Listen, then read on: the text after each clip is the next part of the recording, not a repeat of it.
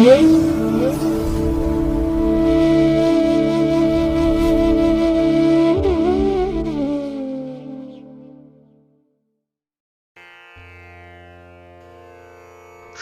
ಮಹಾಗಣಪತಿಯೇ ನಮಃ. ಶ್ರೀ ಗುರುಭ್ಯೋ ನಮಃ. ಹರಿ ಓಂ. ಪ್ರೀತಿಯ ವೀಕ್ಷಕ ಬಂಧುಗಳೇ, ತಮಗೆಲ್ಲರಿಗೂ ಸಿರಿಗನ್ನಡ ಸುದ್ದಿವಾಹಿನಿಗೆ ಸ್ವಾಗತ. ದಯಾಮಯನಾದಂಥ ಭಗವಂತನ ಅನುಗ್ರಹ ತಮ್ಮೆಲ್ಲರಿಗೆ ಪ್ರಾಪ್ತಿಯಾಗಲಿ, ತಮ್ಮೆಲ್ಲರ ಜೀವನ ಆರೋಗ್ಯದಾಯಕವಾಗಿರಲಿ, ಸಂತೃಪ್ತಿದಾಯಕವಾಗಿರಲಿ ಎಂದು ಭಗವಂತನಲ್ಲಿ ಪ್ರಾರ್ಥನೆಯನ್ನು ಮಾಡ್ತಾ ಈ ದಿನದ ಪಂಚಾಂಗ ಫಲವನ್ನು ನೋಡೋಣ. ಹಾಗೆ ಈ ದಿನದ ವಿಶೇಷತೆ ಏನು, ದ್ವಾದಶ ರಾಶಿಯವರ ಗೋಚಾರ ಫಲಾಫಲಗಳು ಹೇಗಿವೆ ಈ ದಿನದಲ್ಲಿ, ಈ ಎಲ್ಲ ವಿಚಾರಗಳನ್ನು ಕೂಡ ತಿಳ್ಕೊಳ್ಳೋಣ. ಈ ದಿನ 2026 ಏಪ್ರಿಲ್ ತಿಂಗಳ 10ನೇ ತಾರೀಕು ಭಾರ್ಗವ ವಾಸರ ಅಂದರೆ ಶುಕ್ರವಾರ. ಇದು ಶ್ರೀ ಪರಾಭವ ನಾಮ ಸಂವತ್ಸರದ ಉತ್ತರಾಯಣ ವಸಂತ ಋತು ಚೈತ್ರ ಮಾಸದ ಕೃಷ್ಣ ಪಕ್ಷದ ಅಷ್ಟಮಿಯ ತಿಥಿ ಇರುವಂಥ ದಿನ ಇದು. ಈ ಅಷ್ಟಮಿ ತಿಥಿ ಈ ದಿನ ರಾತ್ರಿ 7:17 ಇರಲಿದೆ. ನಂತರ ನವಮಿ ಆರಂಭ ಆಗುತ್ತೆ. ಈ ದಿನದ ನಕ್ಷತ್ರ ಪೂರ್ವಾಷಾಢ ನಕ್ಷತ್ರ. ಇದು ಈ ದಿನ ಬೆಳಿಗ್ಗೆ 8:10 ಇರಲಿದೆ. ನಂತರ ಉತ್ತರಾಷಾಢ ನಕ್ಷತ್ರ ಆರಂಭ ಆಗುತ್ತೆ. ಈ ದಿನದ ಕರ್ಣ ಪೂರ್ವಕರ್ಣ ಬಾಳವ. ಇದು ಈ ದಿನ ಬೆಳಿಗ್ಗೆ 10:24 ಇರಲಿದೆ. ನಂತರ ಉತ್ತರ ಕರ್ಣ ಕೌಳವ ಆರಂಭ ಆಗುತ್ತೆ. ಈ ದಿನದ ಯೋಗ ಶಿವಯೋಗ. ಇದು ಈ ದಿನ ಸಂಜೆ 6:29 ಇರಲಿದೆ. ನಂತರ ಸಿದ್ಧಿಯೋಗ ಆರಂಭ ಆಗುತ್ತೆ. ಈ ದಿನ ದಿಕ್ಷೂಲೆ ಇರುವಂಥದ್ದು ಪಶ್ಚಿಮ ದಿಕ್ಕಿಗೆ. ಇನ್ನು ಈ ದಿನ ಸೂರ್ಯ ಇರುವಂಥ ರಾಶಿ ಮೀನ, ಚಂದ್ರ ಇರುವಂಥ ರಾಶಿ ಧನಸ್ಸು. ಹಾಗೆ ಈ ದಿನ ರಾಹುಕಾಲ ಇರುವಂಥ ಸಮಯ ಈ ದಿನ ಬೆಳಿಗ್ಗೆ 10:52 ಮಧ್ಯಾಹ್ನ 12:25 ಗುಳಿಕ ಕಾಲ ಈ ದಿನ ಬೆಳಿಗ್ಗೆ 7:46 ಬೆಳಿಗ್ಗೆ 9:19 ಇನ್ನು ಯಮಗಂಡ ಕಾಲ ಈ ದಿನ ಅಪರಾಹ್ನ 3:30 ಸಂಜೆ 5:03 ಇರಲಿದೆ.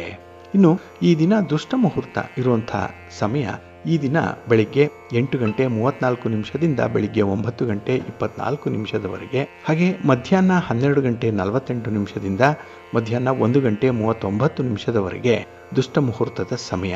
ಹಾಗಾಗಿ ಈ ಸಮಯದಲ್ಲಿ ಯಾವುದೇ ಪ್ರಯಾಣವನ್ನಾಗಲಿ ಯಾವುದೇ ಶುಭ ಕಾರ್ಯಗಳನ್ನಾಗಲಿ ಆರಂಭ ಮಾಡಬೇಡಿ. ಏಕೆಂದರೆ ನೀವು ಯಾವುದೇ ಚಟುವಟಿಕೆಗಳನ್ನು ಈ ದುರ್ಮುಹೂರ್ತದ ಸಮಯದಲ್ಲಿ ಆರಂಭ ಮಾಡಿದರೆ ಅದರಿಂದ ಬರುವಂತಹ ಫಲಿತಾಂಶಗಳು ಅಷ್ಟೊಂದು ಉತ್ತಮವಾಗಿ ಇರೋದಿಲ್ಲ. ಅದರಿಂದಲೇ ಈ ದುಷ್ಟ ಮುಹೂರ್ತವನ್ನು ಅವಾಯ್ಡ್ ಮಾಡುವಂಥದ್ದು ತುಂಬ ಉತ್ತಮ. ಇನ್ನು ಈ ದಿನ ಅಭಿಜಿನ್ ಮುಹೂರ್ತ ಇರುವಂತಹ ಸಮಯ ಈ ದಿನ ಬೆಳಿಗ್ಗೆ 11:57 ಮಧ್ಯಾಹ್ನ 12:48 ಅಭಿಜಿತ್ ಮುಹೂರ್ತದ ಸಮಯ. ಇನ್ನು ಈ ದಿನ ವಿಶೇಷವಾಗಿ ಅಮೃತ ಕಾಲ ಇರುವಂತಹ ಸಮಯ ಈ ದಿನ ಬೆಳಿಗ್ಗೆ 6:07 ಬೆಳಿಗ್ಗೆ 7:54 ಅಮೃತ ಕಾಲದ ಸಮಯ. ಹಾಗೆ ಈ ದಿನ ಚಗೋದಯದ ಲಾಭದ ಸಮಯ ಯಾವುದು ಅಂತ ಹೇಳಿದ್ರೆ ಈ ದಿನ ಬೆಳಿಗ್ಗೆ 7:38 ಬೆಳಿಗ್ಗೆ 8:36 ಚಗೋದಯದ ಲಾಭದ ಸಮಯ. ವ್ಯಾಪಾರಸ್ಥರು, ವ್ಯವಹಾರಸ್ಥರು, ದಳ್ಳಾಳಿಗಳು, ರಿಯಲ್ ಎಸ್ಟೇಟ್ನಲ್ಲಿ ಕೆಲಸ ಮಾಡುವಂಥವ್ರು ಇವರೆಲ್ಲರೂ ಕೂಡ ಈ ದಿನ ಇರುವಂತಹ ಈ ಚಗೋದಯದ ಲಾಭದ ಸಮಯದಲ್ಲಿ ನಿಮ್ಮ ವ್ಯಾಪಾರಿ ಚಟುವಟಿಕೆಗಳನ್ನು ಆರಂಭ ಮಾಡಿ ಅಥವಾ ಪ್ರಯಾಣ ಇದ್ರೆ ಪ್ರಯಾಣ ಕೂಡ ಮಾಡಿ ನಿಮಗೆ ಅತ್ಯುತ್ತಮವಾದಂತಹ ಫಲಗಳು ಸಿಕ್ಕತ್ತೆ. ಏಕೆಂದರೆ ಈ ದಿನ ನಿಮಗೆ ತುಂಬ ಪಾಸಿಟಿವ್ ಆಗಿರುವಂಥ ದಿನ ಇದು. ಹಾಗಾಗಿ ನಿಮ್ಮ ವ್ಯವಹಾರಗಳಲ್ಲಾಗಲಿ ನಿಮ್ಮ ಆಲೋಚನೆಗಳಾಗಲಿ ಈ ದಿನ ಕಾರ್ಯರೂಪಕ್ಕೂ ಕೂಡ ಬರುವಂಥ ಸಾಧ್ಯತೆಗಳು ತುಂಬ ಇರುತ್ತೆ. ಈ ಚಗೋದಯದ ಲಾಭದ ಸಮಯವನ್ನು ಉಪಯೋಗ ಮಾಡಿಕೊಳ್ಳಿ, ಒಳ್ಳೆಯದಾಗುತ್ತೆ. ಇನ್ನು ಈ ದಿನ ಸೂರ್ಯೋದಯ ಆಗುವಂಥ ಸಮಯ ಈ ದಿನ ಪ್ರಾತಃ ಕಾಲ 6:10 ಸೂರ್ಯಾಸ್ತ ಸಂಜೆ 6:31. ಹಾಗೆ ಈ ದಿನ ಚಂದ್ರನ ಬಲ ಇರುವಂಥ ರಾಶಿಗಳು ಅಂತ ಹೇಳಿದ್ರೆ ಮಿಥುನ, ಕರ್ಕಾಟಕ, ತುಲಾ, ಧನಸ್ಸು, ಕುಂಭ ಮತ್ತೆ ಮೀನ. ಈ 6 ರಾಶಿಯವರಿಗೆ ಗೋಚಾರದಲ್ಲಿ ಚಂದ್ರನಿಂದ ಶುಭ ಫಲಗಳ ಯೋಗ ಇರುತ್ತೆ. ಇನ್ನು ಉಳಿದ 6 ರಾಶಿಯವರಿಗೆ ಮಿಶ್ರ ಫಲದ ಯೋಗ ಇರುತ್ತೆ. ಅದನ್ನು ಮುಂದೆ ದ್ವಾದಶ ರಾಶಿಯವರ ಗೋಚಾರ ಫಲಾಫಲಗಳನ್ನ ನೋಡುವಂತಹ ಸಂದರ್ಭದಲ್ಲಿ ಮತ್ತಷ್ಟು ಹೆಚ್ಚಿನ ಮಾಹಿತಿಗಳನ್ನ ತಿಳ್ಕೊಳ್ಳೋಣ. ಇನ್ನು ಈ ದಿನದ ಹೊರದ ಅಧಿಪತಿ ಶುಕ್ರ ಅಂತ ಹೇಳಿದ್ರೆ ಪ್ರೀತಿಗೆ, ಪ್ರೇಮಕ್ಕೆ ಕಾರಕನಾಗಿರುವಂಥವನು. ಹಾಗಾಗಿ ಈ ದಿನ ಪ್ರೇಮಿಗಳಿಗೆ, ಪತಿ ಪತ್ನಿಯರಿಗೆ ಒಳ್ಳೆಯ ದಿನ. ನಿಮ್ಮ ಪ್ರೇಮ ನಿವೇದನೆಯನ್ನಾಗಲಿ ನಿಮ್ಮ ಮನಸ್ಸಿನಲ್ಲಿರುವಂತಹ ಭಾವನೆಗಳನ್ನಾಗಲಿ ಹಂಚಿಕೊಳ್ಳಲಿಕ್ಕೆ ಒಳ್ಳೆಯ ಅವಕಾಶಗಳು ಈ ದಿನ ಸಿಕ್ಕುವಂಥ ಸಂದರ್ಭ ಇದೆ. ಹಾಗಾಗಿ ಈ ಟೈಮ್ ಅನ್ನುವಂಥದ್ದು ಈ ದಿನ ಬಹಳ ಮುಖ್ಯವಾಗಿ ನಿಮ್ಮ ಮನಸ್ಸಿಗೆ ಸಂತೋಷವನ್ನು ತರುತ್ತೆ. ಹಾಗೆ ಮನರಂಜನೆಗೆ, ಸಂಗೀತಕ್ಕೆ, ನೃತ್ಯಕ್ಕೆ, ಸೌಂದರ್ಯಕ್ಕೆ, ಹಾಗೆ ವಿವಾಹಕ್ಕೆ, ಫಲವತ್ತತೆಗೆ ಶುಕ್ರ ಕಾರಕನಾಗಿರ್ತಾನೆ. ಹಾಗಾಗಿ ಜೀವನದಲ್ಲಿ ಒಂದು ಮಹತ್ವದ ತಿರುವು ಅಂತ ಹೇಳಿದ್ರೆ ಅದು ವಿವಾಹ. ಹಾಗಾಗಿ ವಿವಾಹ ಆಗಿರುವಂಥವ್ರಿಗೆ ಅಥವಾ ವಿವಾಹ ಆಗಬೇಕು ಅಂತ ಹೇಳಿ ಸಿದ್ಧತೆಯಲ್ಲಿರುವಂಥವ್ರಿಗೂ ಕೂಡ ಈ ದಿನ ಬಹಳ ವಿಶೇಷವಾದಂತಹ ದಿನ ಅನ್ನಿಸ್ಕೊಳ್ಳುತ್ತೆ. ಯಾಕೆಂದ್ರೆ ಮನಸ್ಸಿಗೆ ಈ ದಿನ ಸ್ವಲ್ಪ ಸಮಾಧಾನ ಇರುತ್ತೆ, ಏನೋ ಒಂದು ಅನುಕೂಲ ಒದಗಿ ಬರುವಂಥದ್ದಿದೆ. ಜೊತೆಗೆ ಈ ದಿನ ಪ್ರಣಯಕ್ಕೆ ಮತ್ತೆ ಮನರಂಜನೆಗೂ ಕೂಡ ತುಂಬಾ ಅನುಕೂಲತೆಗಳು ಇರುತ್ತೆ. ಇನ್ನು ನಾವು ಬಳಸುವಂತಹ ವಾಹನ ಆಗ್ಲಿ, ನಮ್ಮ ಮನೆ ಆಗ್ಲಿ, ಇದಕ್ಕೂ ಕೂಡ ಕಾರಕ ಶುಕ್ರನೇ. ಹಾಗಾಗಿ ಯಾರು ಈ ದಿನ ಸ್ವಂತ ಮನೆಯನ್ನು ಹೊಂದಬೇಕು ಅಂತಿದ್ದಾರೆ ಅಂಥವ್ರಿಗೆ ಶುಕ್ರನಿಂದ ಉತ್ತಮವಾದಂತಹ ಫಲಗಳು ಸಿಕ್ಕತ್ತೆ. ಜೊತೆಗೆ ಈ ದಿನದ ವಿಶೇಷ ಕಾರ್ಯಕ್ರಮದಲ್ಲಿ ಕೂಡ ನಾವು ಈ ಮನೆಯ ಯೋಗಗಳು ಹೇಗಿರುತ್ತೆ, ನಾವು ಆಸ್ತಿಯನ್ನಾಗ್ಲಿ ಅಥವಾ ಭೂಮಿಯನ್ನಾಗ್ಲಿ ಖರೀದಿ ಮಾಡುವಂತಹ ಯೋಗ ಯಾರಿಗಿರುತ್ತೆ ಅನ್ನುವಂಥ ವಿಚಾರವನ್ನು ಕೂಡ ತಿಳ್ಕೊಳ್ಳೋಣ. ಹಾಗಾಗಿ ಈ ದಿನ ಬಹಳ ವಿಶೇಷವಾಗಿ ಶುಕ್ರನಿಂದ ಸಂಪತ್ತಿನ ಜೊತೆಗೆ ಶುಭ ಫಲಗಳು ಕೂಡ ಸಿಕ್ಕುವಂಥದ್ದಿದೆ. ಹಾಗೆ ಈ ದಿನದ ಕೆಲಸ ಕಾರ್ಯಗಳನ್ನ ಆದಷ್ಟು ನೀವು ಗುರು ಹೋರಾದಲ್ಲಿ ಆರಂಭ ಮಾಡಿದ್ರೆ ಅದು ನಿಮಗೆ ಅತ್ಯುತ್ತಮವಾದಂತಹ ಫಲವನ್ನ ತಂದುಕೊಡುತ್ತೆ. ಏಕೆಂದ್ರೆ ಗುರು ಹೋರ ನಿಮ್ಮ ಕೆಲಸ ಕಾರ್ಯಗಳಿಗೆ ತುಂಬಾ ಅನುಕೂಲಕರವಾಗಿರುವಂತಹ ಹೊರ. ಇದು ಈ ದಿನ ಬೆಳಿಗ್ಗೆ 10 ಗಂಟೆ 21 ನಿಮಿಷದಿಂದ ಬೆಳಿಗ್ಗೆ 11 ಗಂಟೆ 23 ನಿಮಿಷದವರೆಗೆ, ಇನ್ನು ಸಂಜೆ 5 ಗಂಟೆ 32 ನಿಮಿಷದಿಂದ ಸಂಜೆ 6 ಗಂಟೆ 34 ನಿಮಿಷದವರೆಗೆ, ಹಾಗೆ ರಾತ್ರಿ 12 ಗಂಟೆ 24 ನಿಮಿಷದಿಂದ ರಾತ್ರಿ 1 ಗಂಟೆ 22 ನಿಮಿಷದವರೆಗೆ ಗುರುಹೋರ ಇರುವಂತಹ ಸಮಯ. ಇದನ್ನ ಈ ದಿನ ನೀವು ಅನುಸರಣೆ ಮಾಡಬಹುದು, ಒಳ್ಳೆಯದಾಗುತ್ತೆ. ಇನ್ನು ಈ ದಿನ ಇರುವಂತಹ ಶನಿ ಹೋರ ಕೂಡ ಈ ದಿನ ತುಂಬಾ ಫೇವರಬಲ್ ಆಗಿದೆ. ವಾರದಲ್ಲಿ ಇದೊಂದೇ ದಿನ ಮಾತ್ರ ಶನಿ ಹೋರ ಅನುಕೂಲಕರವಾಗಿರುವಂಥದ್ದು. ಹಾಗಾಗಿ ಕಬ್ಬಿಣದ ವ್ಯಾಪಾರಿಗಳಿಗೆ, ಕಲ್ಲಿನ ವ್ಯಾಪಾರಿಗಳಿಗೆ ವ್ಯಾಪಾರ ವ್ಯವಹಾರಗಳು ಚೆನ್ನಾಗಿ ನಡೆಯುತ್ತೆ.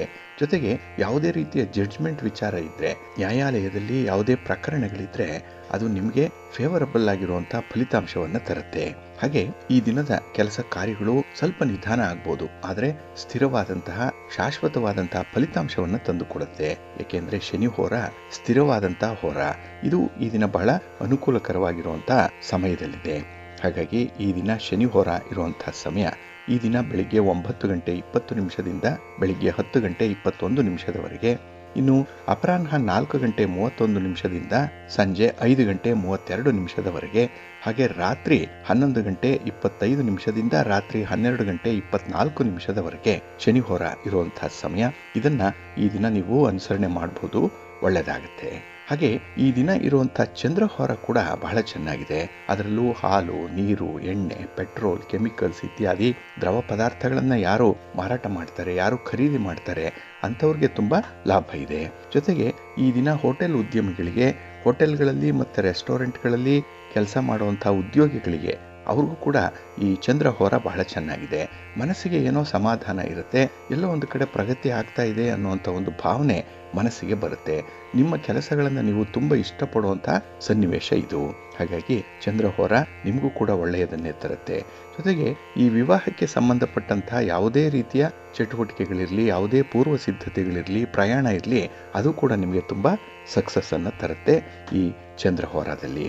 ಇದು ಈ ದಿನ ಬೆಳಿಗ್ಗೆ 8 ಗಂಟೆ 18 ನಿಮಿಷದಿಂದ ಬೆಳಿಗ್ಗೆ 9 ಗಂಟೆ 20 ನಿಮಿಷದವರೆಗೆ, ಇನ್ನು ಅಪರಾಹ್ನ 3 ಗಂಟೆ 29 ನಿಮಿಷದಿಂದ ಅಪರಾಹ್ನ 4 ಗಂಟೆ 31 ನಿಮಿಷದವರೆಗೆ, ಇನ್ನು ರಾತ್ರಿ 10 ಗಂಟೆ 27 ನಿಮಿಷದಿಂದ ರಾತ್ರಿ 11 ಗಂಟೆ 25 ನಿಮಿಷದವರೆಗೆ ಚಂದ್ರಹೋರ ಇರುವಂತಹ ಸಮಯ.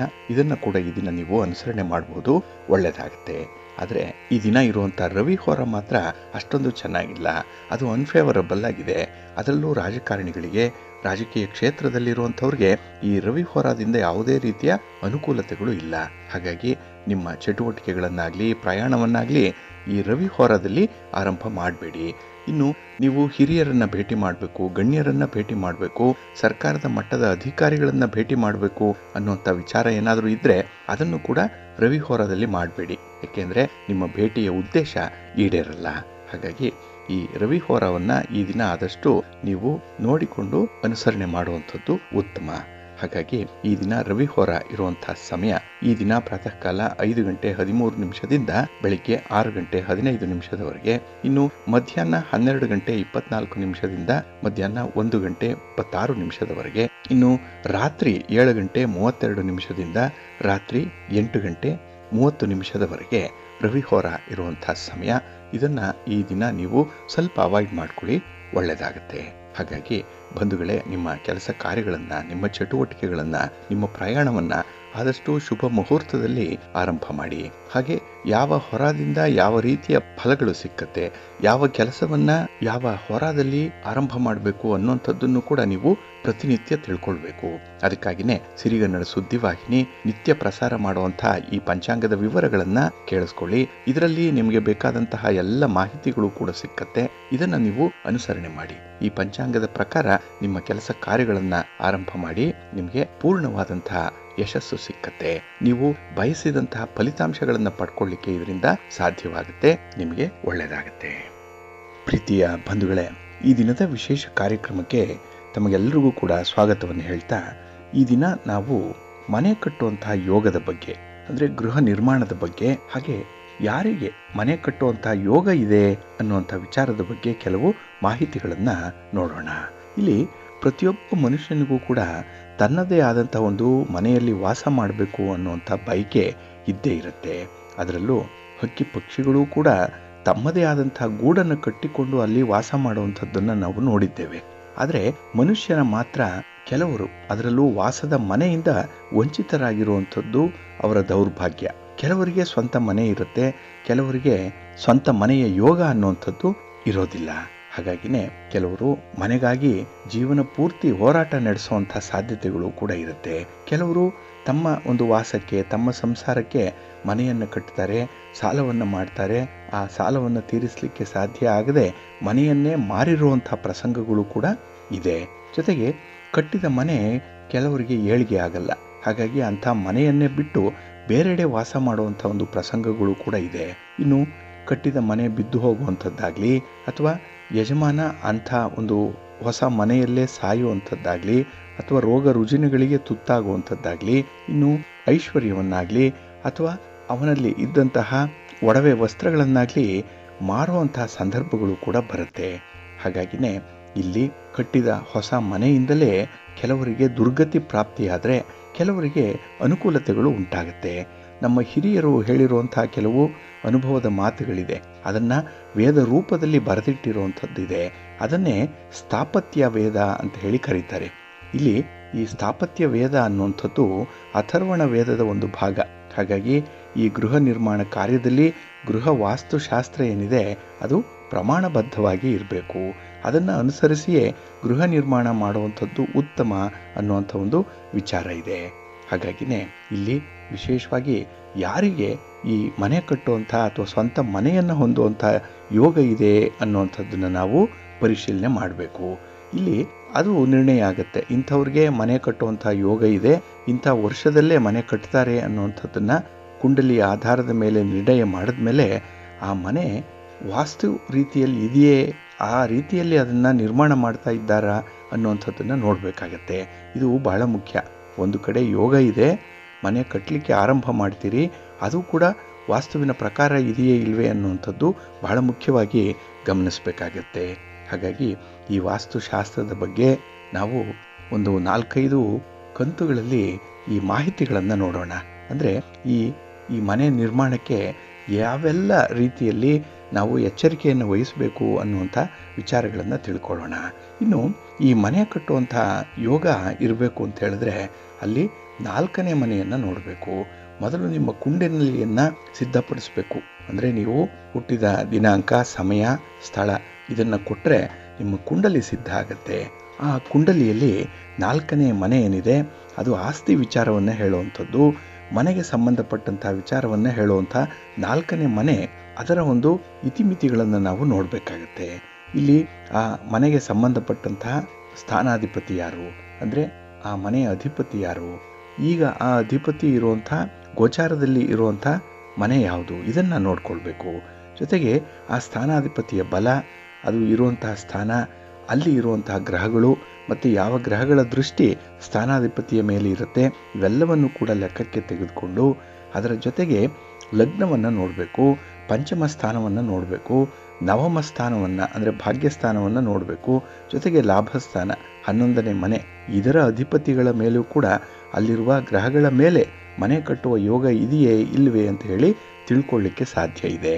ಹಾಗಾಗಿ ಮನೆ ನಿರ್ಮಾಣ ಅಂತ ಹೇಳಿದ್ರೆ ಮೊದಲು ಕುಂಡಲಿಯಲ್ಲಿ ನಾವು ಯೋಗ ಇದೆಯೇ ಅಂತ ಹೇಳಿ ನೋಡಿ, ಯೋಗ ಇದ್ದರೆ ನಂತರದಲ್ಲಿ ಮನೆ ನಿರ್ಮಾಣಕ್ಕೆ ಬೇಕಾದಂತಹ ಪೂರ್ವ ಸಿದ್ಧತೆಗಳನ್ನು ಮಾಡಿಕೊಳ್ಬೇಕಾಗತ್ತೆ. ಇಲ್ಲಿ ಈ ಲಗ್ನ ಕುಂಡಲಿ ಮಾಡಿದಾಗ ಅಥವಾ ರಚನೆ ಮಾಡಿದಾಗ ಲಗ್ನಾಧಿಪತಿ ಉಚ್ಚನಾಗಿರಬೇಕು. ಹಾಗೆ 1, 2, 4, 5, 7, 9 ಮತ್ತು 11ರಲ್ಲಿ ಗುರು ಇದ್ದರೆ ಅಥವಾ ಪೂರ್ಣ ಚಂದ್ರನೊಂದಿಗೆ ಇದ್ದರೆ ಒಳ್ಳೆಯ ಮನೆಯನ್ನು ಕಟ್ಟಿ ಲಾಭವನ್ನು ಪಡ್ಕೊಳ್ಳೋದಕ್ಕೆ ಸಾಧ್ಯ ಇದೆ. ಇಲ್ಲಿ ಗುರು ಮತ್ತು ಚಂದ್ರ ಒಟ್ಟಿಗೆ ಇದ್ದರೆ ಗಜಕೇಸರಿ ಯೋಗ ಇರುತ್ತೆ. ಹಾಗಾಗಿ ಅವರು ಬಹಳ ಚಿಕ್ಕ ವಯಸ್ಸಿನಲ್ಲೇ ಸ್ವಂತ ಮನೆಯನ್ನು ಕಟ್ಕೊಳ್ಳಿಕ್ಕೆ ಸಾಧ್ಯವಾಗುತ್ತೆ. ಇನ್ನು ಈಗಾಗಲೇ ಹೇಳಿದ್ವಿ 4ನೇ ಮನೆ ಬಹಳ ಮುಖ್ಯ ಅಂಥೇಳಿ. ಚತುರ್ಥವು ಚತುರ್ಥಾಧಿಪತಿಯೊಡನೆ ಇದ್ದರೆ, ಶುಭ ಸ್ಥಾನದಲ್ಲಿ ಇದ್ದರೆ ಒಳ್ಳೆಯ ಮನೆಯನ್ನು ಪಡ್ಕೊಳ್ಳಿಕ್ಕೆ ಸಾಧ್ಯ ಆಗುತ್ತೆ. ಹಾಗಾಗಿ ಆ ಮನೆ ನಿರ್ಮಾಣ ಬಹಳ ಬೇಗ ಆಗುತ್ತೆ. ಮನೆಯಲ್ಲಿ ವಾಸ ಮಾಡ್ತಾರೆ, ಅಲ್ಲಿ ಸುಖ ಶಾಂತಿ ನೆಮ್ಮದಿ ಮನೆಯಲ್ಲಿ ಸಿಕ್ಕತ್ತೆ. ಇನ್ನು ಚತುರ್ಥಾಧಿಪತಿ 4ನೇ ಮನೆಯ ಅಧಿಪತಿ ಕೇಂದ್ರ ತ್ರಿಕೋಣದಲ್ಲಿ ಶುಭಗ್ರಹ ಯುಕ್ತನಾಗಿದ್ದರೆ, ಶುಭ ದೃಷ್ಟಿ ಇದ್ದರೆ ಒಳ್ಳೆಯ ಮನೆಯನ್ನು ಕಟ್ತಾರೆ, ಸುಖ ಸಂತೋಷದ ಜೀವನವನ್ನು ಆ ಮನೆಯಲ್ಲಿ ನಡೆಸ್ತಾರೆ. ಇನ್ನು ಈ ಗೃಹ ಸ್ಥಾನಾಧಿಪತಿ ಏನಾದರೂ ಖರ್ಚಿನ ಸ್ಥಾನ ಅಂದರೆ ವ್ಯಯಸ್ಥಾನದಲ್ಲಿ ಏನಾದರೂ ಇದ್ದರೆ, ಪಾಪದೃಷ್ಟಿಗೆ ಒಳಗಾಗ್ತಾ ಇದ್ದರೆ ಅಂತಹ ಮನೆ ಏಳಿಗೆ ಆಗಲ್ಲ. ಆ ಮನೆಯಲ್ಲಿ ವಾಸಿಸುವಂಥವ್ರಿಗೆ ರೋಗ ರುಜಿನದ ಬಾಧೆಗಳು, ದಾರಿದ್ರ್ಯದ ಬಾಧೆಗಳು ತುಂಬ ಇರುತ್ತೆ. ಪ್ರತಿನಿತ್ಯ ಒಂದಲ್ಲ ಒಂದು ರೀತಿಯಲ್ಲಿ ಮನಸ್ತಾಪಗಳು ಆ ಮನೆಯಲ್ಲಿ ಆಗ್ತಾ ಇರುತ್ತೆ. ಹಾಗಾಗಿ ಇಲ್ಲಿ 12ನೇ ಮನೆ ಬಹಳ ವಿಶೇಷವಾಗಿ ನಾವು ಗಮನಿಸಬೇಕು. ಇನ್ನು 5ನೇ ಮನೆಯಲ್ಲಿ ಶುಕ್ರ, 2ನೇ ಮನೆಯಲ್ಲಿ ಚಂದ್ರ, ಹಾಗೆ 9ರಲ್ಲಿ ಗುರು ಶುಭ ದೃಷ್ಟಿಗೆ ಒಳಗಾಗಿ ಅವರು ಪ್ರಬಲರಾಗಿದ್ದರೆ ನೆಮ್ಮದಿಯ ಜೀವನವನ್ನು ಮನೆಯಲ್ಲಿ ನಡೆಸಲಿಕ್ಕೆ ಸಾಧ್ಯ ಆಗುತ್ತೆ. ಮನೆ ಉತ್ತರೋತ್ತರವಾಗಿ ಅಭಿವೃದ್ಧಿ ಹೊಂದುತ್ತೆ. ಇನ್ನು ರಾಹು, ಶನಿ ಮತ್ತು ಕೇತು 4ರಲ್ಲಿದ್ದರೆ ಅಥವಾ 4ರಲ್ಲಿ ಗುರು ಶುಭ ದೃಷ್ಟಿಗೆ ಒಳಗಾಗಿದ್ದರೆ ಅಂತಹ ಮನೆಯಲ್ಲಿ ಮಾಟ ಮಂತ್ರ, ಪಿಶಾಚಿಗಳ ಅಥವಾ ಸರ್ಪದೋಷದ ಕಾಟ ಇದ್ದೇ ಇರುತ್ತೆ. ಅಂಥವರು ಕೂಡ ಮನೆಯಲ್ಲಿ ನೆಮ್ಮದಿಯ ಜೀವನವನ್ನು ನಡೆಸಲಿಕ್ಕೆ ಸಾಧ್ಯ ಆಗಲ್ಲ. ಇನ್ನು ಗೋಚಾರದಲ್ಲಿ ಗುರು ಇರುವಂತಹ ಸ್ಥಾನವನ್ನು ನೋಡಬೇಕು. ಅಲ್ಲಿ ಗುರು 2, 5, 7, 9 ಮತ್ತು 11ನೇ ಮನೆಯಲ್ಲಿ ಇದ್ದರೆ ಅವರಿಗೆ ಗುರುಬಲ ಇರುತ್ತೆ. ಅಂಥವರು ಮನೆ ಕಟ್ಟಲಿಕ್ಕೆ ಸಾಧ್ಯವಾಗುತ್ತೆ. ಹಾಗಾಗಿ ಗುರುಬಲ ಇಲ್ಲದೆ ಮನೆ ಕಟ್ಟಲಿಕ್ಕೆ ಪ್ರಾರಂಭ ಮಾಡಿದ್ರೆ ಮನೆ ಅರ್ಧಕ್ಕೆ ನಿಲ್ಲತ್ತೆ, ಇಲ್ಲ ಯಾವುದೋ ತಂಟೆ ತಕರಾರುಗಳಿಗೆ ಒಳಗಾಗುವಂಥ ಸಾಧ್ಯತೆಗಳಿರುತ್ತೆ. ಹಾಗಾಗಿ ಮನೆ ಕಟ್ಟುವಂಥವರು ಗುರುಬಲದ ಬಗ್ಗೆ ವಿಶೇಷವಾಗಿ ಗಮನಿಸಬೇಕಾಗತ್ತೆ. ಇನ್ನು 7ನೇ ಮನೆ ಅಧಿಪತಿ ಅದು ಬಹಳ ಮುಖ್ಯವಾಗಿ ನೋಡಬೇಕಾಗಿರುವಂಥದ್ದು. ಏಕೆಂದರೆ ಇಲ್ಲಿ ಲಗ್ನಾಧಿಪತಿ ಲಗ್ನದಲ್ಲಿ ಅಥವಾ 4ರಲ್ಲಿ ಇದ್ದರೆ ಸ್ವಂತ ಮನೆ ಕಟ್ಟುವಂಥ ಪ್ರಯತ್ನ ಸ್ವಂತದಲ್ಲೇ ಆಗತ್ತೆ ಅನ್ನುವಂಥದ್ದು. ಇನ್ನು ಲಗ್ನದಲ್ಲಿ ಚತುರ್ಥಾಧಿಪತಿಗಳು ನೀಚರಾಗಿದ್ದರೆ ಅದು ಸಾಮಾನ್ಯವಾಗಿ 6, 8 ಮತ್ತು 12ನೇ ಮನೆಯಲ್ಲಿದ್ದು 4ನೇ ಮನೆಯಲ್ಲಿ ಕ್ರೂರ ಗ್ರಹದ ದೃಷ್ಟಿ ಏನಾದರೂ ಇದ್ದರೆ ಅಲ್ಲಿ ಸ್ವಂತ ಮನೆ ಹೊಂದುವಂಥದ್ದು ತುಂಬ ಕಷ್ಟ ಆಗುತ್ತೆ. ಹಾಗೆ ಕಷ್ಟಪಟ್ಟು ಹಠದಿಂದ ಅಂತಹ ಮನೆಯನ್ನು ನಿರ್ಮಾಣ ಮಾಡಿದ್ರೂ ಕೂಡ ಅಲ್ಲಿ ತೊಂದರೆ ತಾಪತ್ರಯಗಳು ಪ್ರತಿದಿನ ಹೆಚ್ಚುತ್ತಾನೆ ಇರುತ್ತೆ. ಇನ್ನು ನಿಮ್ಮ ಕುಂಡಲಿಯಲ್ಲಿ 2ರ ಮತ್ತು 4ರ ಅಧಿಪತಿಗಳು 6 ಮತ್ತು 12ರಲ್ಲಿ ಏನಾದರೂ ಇದ್ದರೆ, ಅವಲ್ಲಿ ಪಾಪಗ್ರಹಗಳ ದೃಷ್ಟಿ ಏನಾದರೂ ಇದ್ದರೆ ಮನೆಯಲ್ಲಿ ಸದಾ ಸಂಕಟಗಳು ಇರುತ್ತೆ, ಮನೆಯಲ್ಲಿ ನಷ್ಟಗಳು ಜಾಸ್ತಿ ಆಗ್ತಾ ಇರುತ್ತೆ. ಹಾಗಾಗಿ ಯಾವುದೋ ಒಂದು ಬಾಪ್ತಿಗಾಗಿ ಮನೆಯ ಮಕ್ಕಳೇ ಆ ಮನೆಯಲ್ಲಿರುವಂಥ ಲಕ್ಷ್ಮಿಯನ್ನು ನಷ್ಟ ಮಾಡ್ತಾ ಇರ್ತಾರೆ. ಇದರಿಂದ ಮನೆ ದಾರಿದ್ರ್ಯವನ್ನು ಅನುಭವಿಸಬೇಕಾಗುತ್ತೆ. ಇನ್ನು ಲಗ್ನಾಧಿಪತಿ ಹಾಗೆ 4ನೇ ಮನೆಯ ಅಧಿಪತಿಗಳು ಬಲಿಷ್ಠರಾಗಿದ್ದರೆ, ಹಾಗೆ ಶುಭ ಗ್ರಹಗಳ ದೃಷ್ಟಿ ಇದ್ದರೆ ಮನೆಯನ್ನು ಕಟ್ಟುವಂಥದ್ದು ಬಹಳ ಸುಲಭ ಆಗುತ್ತೆ. ಕೈಯಲ್ಲಿ ಕಾಸಿಲ್ಲ ಅಂದರೂ ಕೂಡ ಮನೆ ಕಟ್ಟಲಿಕ್ಕೆ ಸಾಧ್ಯ ಆಗುತ್ತೆ. ಎಲ್ಲಿಂದಲೋ ಸಾಲ ಸೋಲ ಬರುತ್ತೆ, ಅದನ್ನು ಅವರು ಸದ್ವಿನಿಯೋಗ ಮಾಡಿಕೊಂಡು ಮನೆಯನ್ನು ನಿರ್ಮಾಣ ಮಾಡ್ತಾರೆ. ಇನ್ನು ಲಗ್ನದಲ್ಲಿ ಚತುರ್ಥ ಮತ್ತು ಕೇಂದ್ರ ತ್ರಿಕೋಣ ಅಧಿಪತಿಗಳು ಶುಭ ಸ್ಥಾನರಾಗಿದ್ದರೆ ಅವುಗಳ ದಶಾಕಾಲದಲ್ಲಿ ಅಂದರೆ ದಶಾಭುಕ್ತಿ ಅಂತ ಹೇಳ್ತೀವಲ್ಲ, ಆ ಸಮಯದಲ್ಲಿ ಮನೆಯನ್ನು ಕಟ್ತಾರೆ ಅವರು. ಹಾಗಾಗಿ ಯಾವ ವಯಸ್ಸಿನಲ್ಲಿ ಅವರಿಗೆ ಮನೆ ಕಟ್ಟುವಂಥ ಯೋಗ ಬರುತ್ತೆ ಅಂದರೆ ಇಲ್ಲಿ ದಶಾಭುಕ್ತಿಯನ್ನು ನೋಡಿ ಹೇಳಬೇಕಾಗತ್ತೆ.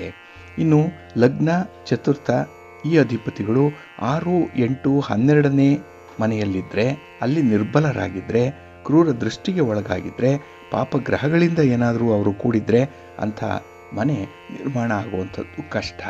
ಆ ಮನೆಯಲ್ಲಿ ಒಂದು ಕ್ವಾಲಿಟಿ ವರ್ಕ್ ಆಗುವಂಥದ್ದು ಆಗಲ್ಲ. ಹಾಗಾಗಿನೇ ಅಂಥ ಮನೆಯಲ್ಲಿ ನೆಮ್ಮದಿ ಇರಲ್ಲ, ಶಾಂತಿ ಇರಲ್ಲ, ಹಣಕಾಸಿಗೆ ತೊಂದರೆಗಳು ಉಂಟಾಗ್ತಾ ಇರುತ್ತೆ. ಏನೋ ಒಂದು ರೀತಿಯಲ್ಲಿ ಕಲಹ, ಇಲ್ಲ ನ್ಯಾಯಾಲಯದ ಪ್ರಕರಣ, ಇಲ್ಲ ಪ್ರಾಣಭೀತಿ ಇಲ್ಲಿ ಉಂಟಾಗ್ತಾ ಇರುತ್ತೆ. ಆದ್ದರಿಂದ ಮನೆಯನ್ನು ಕಟ್ಟಬೇಕು ಅನ್ನುವಂಥವ್ರು ಮೊದಲು ಕುಂಡಲಿಯನ್ನು ನೋಡಿ ಪರೀಕ್ಷೆ ಮಾಡಿಕೊಂಡು ಮನೆ ಕಟ್ಟುವಂಥ ಯೋಗ ಇದ್ದರೆ ಅದನ್ನು ಆರಂಭ ಮಾಡಿ. ಅದರಲ್ಲೂ ದಶಾಭುಕ್ತಿಯನ್ನು ನೋಡಿಕೊಂಡು ಯಾವ ಸಂದರ್ಭದಲ್ಲಿ ಮನೆಯನ್ನು ಕಟ್ಟಿದ್ರೆ ಸೂಕ್ತ ಆಗುತ್ತೆ ಅನ್ನುವಂಥದ್ದನ್ನು ಕೂಡ ನಿರ್ಣಯ ಮಾಡಬೇಕಾಗತ್ತೆ. ಆಗ ಮಾತ್ರ ನೀವು ಕೈ ಹಿಡಿದ ಕೆಲಸ ಪೂರ್ಣ ಆಗುತ್ತೆ. ಹಾಗೆ ಆ ಮನೆಯ ಗೃಹ ಪ್ರವೇಶದ ನಂತರದಲ್ಲಿ ಆ ಮನೆಯಲ್ಲಿ ವಾಸಿಸುವಂಥವ್ರಿಗೆ ಸುಖ, ಶಾಂತಿ, ನೆಮ್ಮದಿ ಮತ್ತು ಆರೋಗ್ಯ ಇದೆಲ್ಲವೂ ಕೂಡ ಪ್ರಾಪ್ತಿಯಾಗುತ್ತೆ. ಹಾಗಾಗಿ ನಮ್ಮ ಹಿರಿಯರು ಬಹಳ ವಿಶೇಷವಾಗಿ ಈ ಒಂದು ಮನೆ ನಿರ್ಮಾಣವನ್ನು ಬಹಳ ಪ್ರಮುಖವಾದಂತಹ ವಿಚಾರ ಅಂತಲೇ ಪರಿಗಣಿಸಿದ್ರು. ಅದಕ್ಕೆ ಅವರು ಮನೆ ಕಟ್ಟಿ ನೋಡು, ಮದುವೆ ಮಾಡಿ ನೋಡು ಅಂತಲೇ ಒಂದು ಗಾದೆಯನ್ನು ಮಾಡಿ ಇಟ್ಟಿರುವಂಥದ್ದು. ಹಾಗಾಗಿ ಈ ಒಂದು ಹಿನ್ನೆಲೆಯಲ್ಲಿ ನಾವು ಗೃಹ ನಿರ್ಮಾಣ ಮಾಡುವಂಥದ್ದು, ಅದರಲ್ಲೂ ಈ ಗೃಹ ವಾಸ್ತುಶಾಸ್ತ್ರದ ಅನುಸಾರವಾಗಿಯೇ ನಿರ್ಮಾಣ ಮಾಡುವಂಥದ್ದು ತುಂಬ ಉತ್ತಮ. ಇನ್ನು ಬಂಧುಗಳೇ, ನಾವು ಮನೆ ಕಟ್ಟುವಂಥ ಯೋಗದ ಬಗ್ಗೆ ಖಾತ್ರಿಪಡಿಸ್ಕೊಂಡ್ವಿ. ಯೋಗ ಇದೆ ಅಂತ ಹೇಳಿ ಗೊತ್ತಾದ ಮೇಲೆ ಒಂದು ನಿವೇಶನವನ್ನು ಖರೀದಿ ಮಾಡ್ತೀವಿ, ಅಥವಾ ಪಿತ್ರಾರ್ಜಿತವಾಗಿ ಬಂದಿರುವಂತಹ ಒಂದು ನಿವೇಶನದಲ್ಲೇ ಮನೆ ನಿರ್ಮಾಣ ಕಾರ್ಯವನ್ನು ಆರಂಭ ಮಾಡಬೇಕು ಅನ್ನುವಂಥದ್ದಿದೆ. ಇಲ್ಲಿ ಬಹಳ ಮುಖ್ಯವಾಗಿ ಈ ಯಜುರ್ವೇದದ ಒಂದು ಭಾಗವಾದಂತಹ ಸ್ಥಾಪತ್ಯ ವೇದ ಏನಿದೆ, ಇದು ಮನೆ ನಿರ್ಮಾಣದ ಬಗ್ಗೆ ವಿವರಗಳನ್ನು ತಿಳಿಸುತ್ತೆ. ಇಲ್ಲಿ ಮನೆ ಆಗಲಿ, ಮಠ ಆಗಲಿ, ದೇವಸ್ಥಾನ ಆಗಲಿ, ಅರಮನೆಗಳಾಗಲಿ, ಕೋಟೆ ಕೊತ್ತಲಗಳಾಗಲಿ ಇದೆಲ್ಲವನ್ನ ಹೇಗೆ ರಚನೆ ಮಾಡಬೇಕು ಅನ್ನುವಂಥದ್ದನ್ನು ಇಲ್ಲಿ ಪ್ರಸ್ತಾಪ ಮಾಡಿದ್ದಾರೆ. ಹಾಗಾಗಿ ಮನುಷ್ಯ ವಾಸ ಮಾಡುವಂತಹ ಸ್ಥಳವನ್ನು ವಾಸ್ತು ಅಂತ ಹೇಳಿ ಕರೆಯುವಂಥದ್ದು. ಆದರೆ ಒಂದು ಮನೆಯನ್ನು ನಿರ್ಮಾಣ ಮಾಡಿದಾಗ ಅದರಲ್ಲಿ ವಾಸ್ತು ಪುರುಷ ವಾಸ ಮಾಡಲಿಕ್ಕೆ ಆರಂಭ ಮಾಡ್ತಾನೆ. ಹಾಗಾಗಿನೇ ಇಲ್ಲಿ ಭೂಮಿ ಗುರುತ್ವಾಕರ್ಷಣೆ ಶಕ್ತಿಗೆ ಒಳಪಟ್ಟಿರೋದ್ರಿಂದ ಅದಕ್ಕೆ ತಕ್ಕಂತೆ ಮನೆಯನ್ನು ನಿರ್ಮಾಣ ಮಾಡಬೇಕು. ಅದು ವಾಸ್ತುವಿನಂತನೇ ನಿರ್ಮಾಣ ಆಗಬೇಕು ಅನ್ನುವಂಥದ್ದು. ಹಾಗಾಗಿನೇ ಮನೆ ಕಟ್ಟುವಂತಹ ಜಾಗ ಹಾಗೆ ಅದರ ಆಯ ಬಹಳ ಮುಖ್ಯವಾಗಿ ಗಮನಿಸಬೇಕು. ಇಲ್ಲಿ ನಿಮಗೆ ದಿಕ್ಕುಗಳ ಬಗ್ಗೆ ಗೊತ್ತಿದೆ. 8 ದಿಕ್ಕುಗಳಿದೆ ಅಂತ ಹೇಳಿ. ಪೂರ್ವ, ಪಶ್ಚಿಮ, ಉತ್ತರ, ದಕ್ಷಿಣ, ಅದರ ಮಧ್ಯದಲ್ಲಿ ಬರುವಂಥ ಆಗ್ನೇಯ, ನೈಋತ್ಯ, ವಾಯುವ್ಯ ಮತ್ತು ಈಶಾನ್ಯ. ಇಲ್ಲಿ ಈಶಾನ್ಯವನ್ನು ದೇವಮೂಲೆ ಅಂತ ಹೇಳಿ ಕರೆಯುವಂಥದ್ದು. ಈ ಪ್ರದೇಶದಲ್ಲಿ ಅಂದರೆ ಈಶಾನ್ಯ ಮೂಲೆಯಲ್ಲಿ ದೈವ ಗೃಹವನ್ನು ಕಟ್ಟಬೇಕು ಅನ್ನುವಂಥದ್ದು. ಆಗ್ನೇಯ ಮೂಲೆಯಲ್ಲಿ ಅಡಿಗೆ ಮನೆಯನ್ನು ಕಟ್ಟಬೇಕು. ಇನ್ನು ಪೂರ್ವ ದಿಕ್ಕಿನಲ್ಲಿ ಮುಖ್ಯ ದ್ವಾರವನ್ನು ನಿರ್ಮಾಣ ಮಾಡಬೇಕು. ಇದು ಬಹಳ ಮುಖ್ಯವಾಗಿ ಗಮನಿಸಬೇಕಾಗಿರುವಂಥ ಒಂದೆರಡು ವಿಚಾರಗಳು ಇಲ್ಲಿ. ಇದರಿಂದ ಮನೆಯಲ್ಲಿ ವಾಸಿಸುವಂಥವ್ರಿಗೆ ನೆಮ್ಮದಿ ಸಿಕ್ಕತ್ತೆ. ಜೊತೆಗೆ ನೈಋತ್ಯದಲ್ಲಿ ಧಾನ್ಯ ಶೇಖರಣೆ ಮಾಡುವಂಥ ಸ್ಟೋರ್ ರೂಮನ್ನು ಮಾಡುವಂಥದ್ದು, ವಾಯುವ್ಯದಲ್ಲಿ ಟಾಯ್ಲೆಟನ್ನು ಮತ್ತು ಸ್ನಾನದ ಮನೆಯನ್ನು ಮಾಡಿಕೊಳ್ಳುವಂಥದ್ದು, ಇವುಗಳನ್ನು ಕೂಡ ಮನೆ ನಿರ್ಮಾಣದ ಸಂದರ್ಭದಲ್ಲಿ ಗಮನಿಸಬೇಕು. ಇನ್ನು ಪಾಯ ಹಾಕುವಂತಹ ಸಂದರ್ಭ, ಅಡಿಪಾಯ, ತಳಪಾಯ ಅಥವಾ ಬುನಾದಿ, ಫೌಂಡೇಶನ್ ಹಾಕುವಾಗ ಪೂರ್ವದಿಂದ ಪಾಯವನ್ನು ಹಾಕಬೇಕು. ಪಾಯದ ಗೋಡೆ ಏನಿದೆ ಅದನ್ನು ನೈಋತ್ಯದಿಂದ ಕಟ್ಟಲಿಕ್ಕೆ ಮೊದಲು ಮಾಡಬೇಕು. ಅಂತಹ ಗೃಹ ಏನಿದೆ ಬಹಳ ಶುಭಕರವಾಗಿರುತ್ತೆ. ಇಲ್ಲಿ ಈ ಮನೆ ಕಟ್ಟುವಾಗ ಶುಭ ಗಳಿಗೆಯಲ್ಲಿ ನಾವು ಆರಂಭ ಮಾಡಬೇಕು ಅನ್ನುವಂಥದ್ದು ಮನಸ್ಸಿನಲ್ಲಿ ಇಟ್ಕೊಳ್ಬೇಕು. ಇನ್ನು ಗೃಹ ನಿರ್ಮಾಣದ ಆದಿಯಲ್ಲಿ, ಮಧ್ಯದಲ್ಲಿ ಮತ್ತು ಅಂತ್ಯಗಳಲ್ಲಿ ವಾಸ್ತುಪುರುಷನ ಪೂಜೆಯನ್ನು ಮಾಡಬೇಕು. ಏಕೆಂದರೆ ಇಡೀ ವಿಶ್ವವನ್ನೇ ಸೃಷ್ಟಿ ಮಾಡಿರುವಂಥವನು ವಾಸ್ತುಪುರುಷ. ಆ ವಾಸ್ತುಪುರುಷನಿಗೆ ಅಗ್ರ ಪೂಜೆಯನ್ನು ಸಲ್ಲಿಸಿದ ಮೇಲೆ ನಿರ್ಮಾಣ ಕಾರ್ಯವನ್ನು ಆರಂಭ ಮಾಡಬೇಕು. ಇದನ್ನೇ ಆದಿಪೂಜೆ ಅಂತ ಹೇಳಿ ಕರೆಯುವಂಥದ್ದು. ಇನ್ನು ಪಾಯ ತೆಗೆಯುವಂತಹ ಸಂದರ್ಭದಲ್ಲಿ ಆದಿಪೂಜೆ ಆಗುತ್ತೆ. ಇನ್ನು ಮಧ್ಯಪೂಜೆ ಆಗುವಂಥದ್ದು ಮಹಾದ್ವಾರ, ಮುಖ್ಯವಾಗಿ ಈ ಮೇನ್ ಡೋರನ್ನು ಇಡುವಂತಹ ಸಂದರ್ಭದಲ್ಲಿ ವಾಸ್ತುಪುರುಷನ ಪೂಜೆ ಆಗಬೇಕು. ಆ ಒಂದು ಸಂದರ್ಭದಲ್ಲಿ ಬಾಗಿಲಿನ ತಳದಲ್ಲಿ ನವರತ್ನಗಳನ್ನು ಹಾಕಬೇಕು. ಇನ್ನು ನವಧಾನ್ಯಗಳನ್ನು ಬಾಗಿಲ ಮೇಲೆ ಇಡಬೇಕು ಅನ್ನುವಂಥದ್ದು ಇದೆ. ಇನ್ನು ಗೃಹ ನಿರ್ಮಾಣ ಆದ ಮೇಲೆ ಗೃಹ ಪ್ರವೇಶ ಮಾಡ್ತೀವಲ್ಲ, ಅದು ಅಂತ್ಯ ಪೂಜೆ. ಆ ಸಂದರ್ಭದಲ್ಲೇ ವಾಸ್ತುಪುರುಷನ ಪೂಜೆ ಆಗುತ್ತೆ. ಅಲ್ಲಿ ವಿಶೇಷವಾಗಿ ವಾಸ್ತು ಹೋಮವನ್ನು, ಗಣಹೋಮವನ್ನು ಮಾಡಿ ಗೃಹ ಪ್ರವೇಶ ಮಾಡುವಂಥದ್ದು ಇದೆ. ಆ ಗೃಹ ಪ್ರವೇಶ ಕಾಲಕ್ಕೆ ಬೇಕಾದಂಥ ಶುಭ ಮುಹೂರ್ತಗಳನ್ನು ನೋಡಿಕೊಂಡು ಮೊದಲು ಹಸು ಕರುವನ್ನು ಪ್ರವೇಶ ಮಾಡಿಸಿ ನಂತರ ಮನೆಯ ಯಜಮಾನ ಬಲಗಾಲನ್ನಿಟ್ಟು ಆ ಮನೆಯನ್ನು ಪ್ರವೇಶ ಮಾಡಬೇಕು ಅನ್ನುವಂಥದ್ದಿದೆ. ಹಾಗಾಗಿನೇ ಇಲ್ಲಿ ವಾಸ್ತುಪುರುಷ ಸಕಲ ಸೌಭಾಗ್ಯಗಳನ್ನು ಕೂಡ ಮನೆಗೆ ಕರುಣಿಸ್ತಾನೆ ಅಂತ ಹೇಳಿದ್ರೆ ಅಲ್ಲಿ ವಾಸ್ತುಪುರುಷನಿಗೆ 3 ಹಂತಗಳಲ್ಲಿ ಪೂಜೆ ಆಗಬೇಕು ಅನ್ನುವಂಥದ್ದು ಇದೆ. ಇನ್ನು ಬಂಧುಗಳೇ, ನಾವು ನಾಳೆಯ ಸಂಚಿಕೆಯಲ್ಲಿ ಮನೆಯ ಮುಖ್ಯ ದ್ವಾರ ಏನಿದೆ ಅದನ್ನು ಯಾವ ರೀತಿ ಇಡಬೇಕು, ಯಾವ ದಿಕ್ಕಿಗೆ ಇಟ್ಟರೆ ಏನು ಫಲ ಸಿಕ್ಕತ್ತೆ, ಹಾಗೆ ಈ ಮನೆ ನಿರ್ಮಾಣ ಕಾರ್ಯದಲ್ಲಿ ಅನುಸರಿಸಬೇಕಾದಂತಹ ಕೆಲವೊಂದು ಮಹತ್ವದ ವಿಚಾರಗಳು, ಅದರಲ್ಲೂ ವಾಸ್ತುಶಾಸ್ತ್ರದಂತೆ ಹೀಗಿರಬೇಕು ಅನ್ನುವಂಥ ವಿಚಾರಗಳನ್ನು ತಿಳ್ಕೊಳ್ಳೋಣ. ಹಾಗಾಗಿ ನೀವು ಯಾರಾದರೂ ಮನೆಯನ್ನು ನಿರ್ಮಾಣ ಮಾಡುವಂಥ ಹಂತದಲ್ಲಿದ್ದರೆ ಅಥವಾ ಮುಂದೆ ನಿರ್ಮಾಣ ಮಾಡಬೇಕು ಅನ್ನುವಂಥ ಸಂಕಲ್ಪ ಇದ್ದರೆ ಈ ಒಂದು ಮಾಹಿತಿಗಳನ್ನು ಅದಕ್ಕಾಗಿ ಬಳಸ್ಕೊಳ್ಳಿ. ಒಂದು ವೇಳೆ ಗೃಹ ನಿರ್ಮಾಣ ಆಗಿಬಿಟ್ಟಿದೆ, ಅದರಲ್ಲಿ ಈ ವಾಸ್ತುವಿನ ರೀತಿಯಲ್ಲಿ ನಿರ್ಮಾಣ ಆಗಿಲ್ಲ ಅನ್ನುವಂಥ ಜಿಜ್ಞಾಸೆ ಏನಾದರೂ ಮನಸ್ಸಿಗೆ ಬಂದರೆ ಅದಕ್ಕೂ ಕೂಡ ಪರಿಹಾರಗಳು ಅನ್ನುವಂಥದ್ದು ಇದೆ. ಹಾಗಾಗಿ ಅಂತಹ ಮನೆ ನೆಮ್ಮದಿಯ ತಾಣವಾಗಿದೆಯೇ ಇಲ್ಲವೇ ಅನ್ನುವಂಥದ್ದನ್ನು ನೋಡಿಕೊಂಡು ಕೆಲವೊಂದು ವಾಸ್ತು ದೋಷಗಳನ್ನು ಸರಿಪಡಿಸಲಿಕ್ಕೆ ಸಾಧ್ಯ ಇದೆ. ಕಟ್ಟಿರುವ ಮನೆಯನ್ನು ಒಡೆಯೋ ಹಾಗೇನಿಲ್ಲ, ಅಥವಾ ಅದನ್ನು ಬದಲಾವಣೆ ಮಾಡಬೇಕು, ಅದರ ಆಕಾರದಲ್ಲಿ ತಿದ್ದುಪಡಿಗಳನ್ನು ಮಾಡಬೇಕು ಅನ್ನುವಂಥ ವಿಚಾರಕ್ಕಿಂತಲೂ ಆ ವಾಸ್ತು ದೋಷವನ್ನು ಸರಿಪಡಿಸುವಂಥದ್ರ ಬಗ್ಗೆ ನೀವು ಹೆಚ್ಚು ಗಮನ ಕೊಡಬೇಕಾಗುತ್ತೆ. ಅದನ್ನು ಕೂಡ ನಾವು ಮುಂದಿನ ಸಂಚಿಕೆಗಳಲ್ಲಿ ತಿಳಿಸುವಂಥ ಒಂದು ಪ್ರಯತ್ನ ಮಾಡೋಣ. ಹಾಗಾಗಿ ಮನೆ ನಿರ್ಮಾಣ ಆಗಿರ್ಬೋದು, ಮನೆಯಲ್ಲಿ ವಾಸ ಮಾಡುವಂಥ ವಿಚಾರ ಆಗ್ಬೋದು, ಈ ಒಂದು ವಾಸ್ತು ವಿಚಾರಗಳನ್ನು ಸಂಪೂರ್ಣವಾಗಿ ತಿಳ್ಕೊಂಡು ನೀವು ಮನೆಗೆ ಬೇಕಾದಂಥ ಸಣ್ಣ ಪುಟ್ಟ ವ್ಯತ್ಯಾಸಗಳನ್ನು ಆಲ್ಟ್ರೇಷನನ್ನು ಮಾಡಿಕೊಂಡು ಸುಖ ಜೀವನ ನಡೆಸುವಂಥದ್ದು ಉತ್ತಮ. ಹಾಗಾಗಿ ವಾಸ್ತು ಪುರುಷ ಪ್ರತಿ ಮನೆಗಳಲ್ಲೂ ಕೂಡ ವಾಸ ಮಾಡ್ತಾ ಇರ್ತಾನೆ ಅನ್ನುವಂಥದ್ದನ್ನು ಗಮನದಲ್ಲಿಟ್ಕೊಂಡು ಕೆಲಸಗಳನ್ನು ಆರಂಭ ಮಾಡಿ ಒಳ್ಳೆಯದಾಗುತ್ತೆ. ಪ್ರೀತಿಯ ಬಂಧುಗಳೇ, ಇನ್ನು ಮುಂದೆ ದ್ವಾದಶ ರಾಶಿಯವರ ಗೋಚಾರ ಫಲಗಳು ಹೇಗಿವೆ ನೋಡೋಣ ಬನ್ನಿ. ಮೊದಲಿಗೆ ಮೇಷರಾಶಿ. ಮೇಷರಾಶಿಯವರಿಗೆ ಈ ದಿನದ ಆರಂಭ ಏನಿದೆ ಅದು ಸ್ವಲ್ಪ ತ್ರಾಸದಾಯಕವಾಗಿರುತ್ತೆ. ಅಷ್ಟೊಂದು ಲವಲವಿಕೆ ಅನ್ನುವಂಥದ್ದು ಮನಸ್ಸಿಗೆ ಇರಲ್ಲ. ಏನೋ ಒಂದು ಚಿಂತೆ ನಿಮ್ಮನ್ನು ಕಾಡುತ್ತೆ. ಜೊತೆಗೆ ಈ ಕೆಲಸಗಳ ಕಾರ್ಯಭಾರ, ಒತ್ತಡ, ಇದರಿಂದ ಕೂಡ ನಿಮ್ಮ ಮನಸ್ಸು ಈ ದಿನ ಸ್ವಲ್ಪ ವಿಚಲಿತವಾಗಿರುತ್ತೆ. ಕೆಲಸದಲ್ಲಿ ಅಡೆತಡೆ ಇರುತ್ತೆ, ಆದರೂ ಅದನ್ನು ಹೇಗಾದರೂ ಮಾಡಿ ನೀವು ಮ್ಯಾನೇಜ್ ಮಾಡುವಂಥ ಒಂದು ಕೌಶಲ್ಯ ಬಹಳ ಚೆನ್ನಾಗಿದೆ. ಆದರೆ ತಾಳ್ಮೆಯಿಂದ ಮಾತ್ರ ಇಂಥ ಒಂದು ಕೆಲಸವನ್ನು ಮಾಡಲಿಕ್ಕೆ ಈ ದಿನ ಸಾಧ್ಯವಾಗುತ್ತೆ. ಇನ್ನು ಈ ದಿನ ಅನಿರೀಕ್ಷಿತವಾಗಿ ಒಂದು ಒಳ್ಳೆಯ ಸುದ್ದಿಯನ್ನು ಕೇಳ್ತೀರಿ. ಜೊತೆಗೆ ವ್ಯವಹಾರಸ್ಥರಿಗೆ ಧನಲಾಭ ಉಂಟಾಗುವಂಥ ಸಾಧ್ಯತೆಗಳು ಕೂಡ ಇದೆ.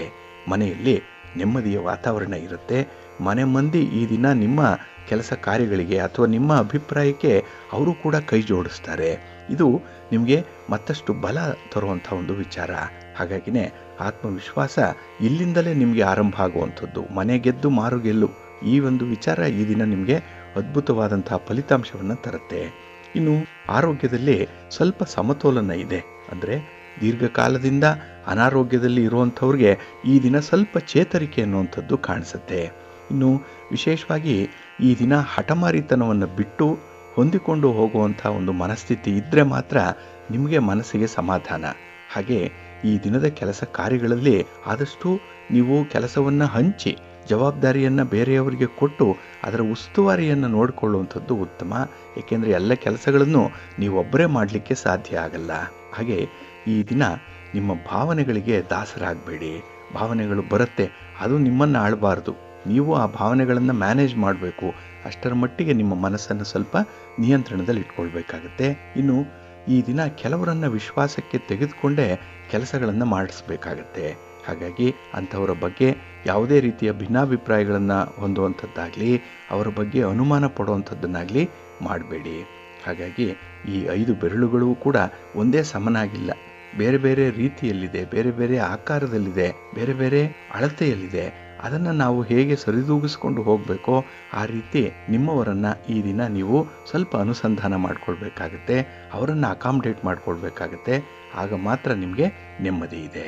ನಿಮ್ಮ ಮನೆ ದೇವರನ್ನು ಸ್ಮರಣೆ ಮಾಡಿಕೊಳ್ಳಿ, ಶಿವ ಪಾರ್ವತಿಯರ ದರ್ಶನ ಮಾಡಿಕೊಳ್ಳಿ, ಶಿವಸ್ತೋತ್ರವನ್ನು ಹೇಳ್ಕೊಳ್ಳಿ, ಒಳ್ಳೆಯದಾಗತ್ತೆ.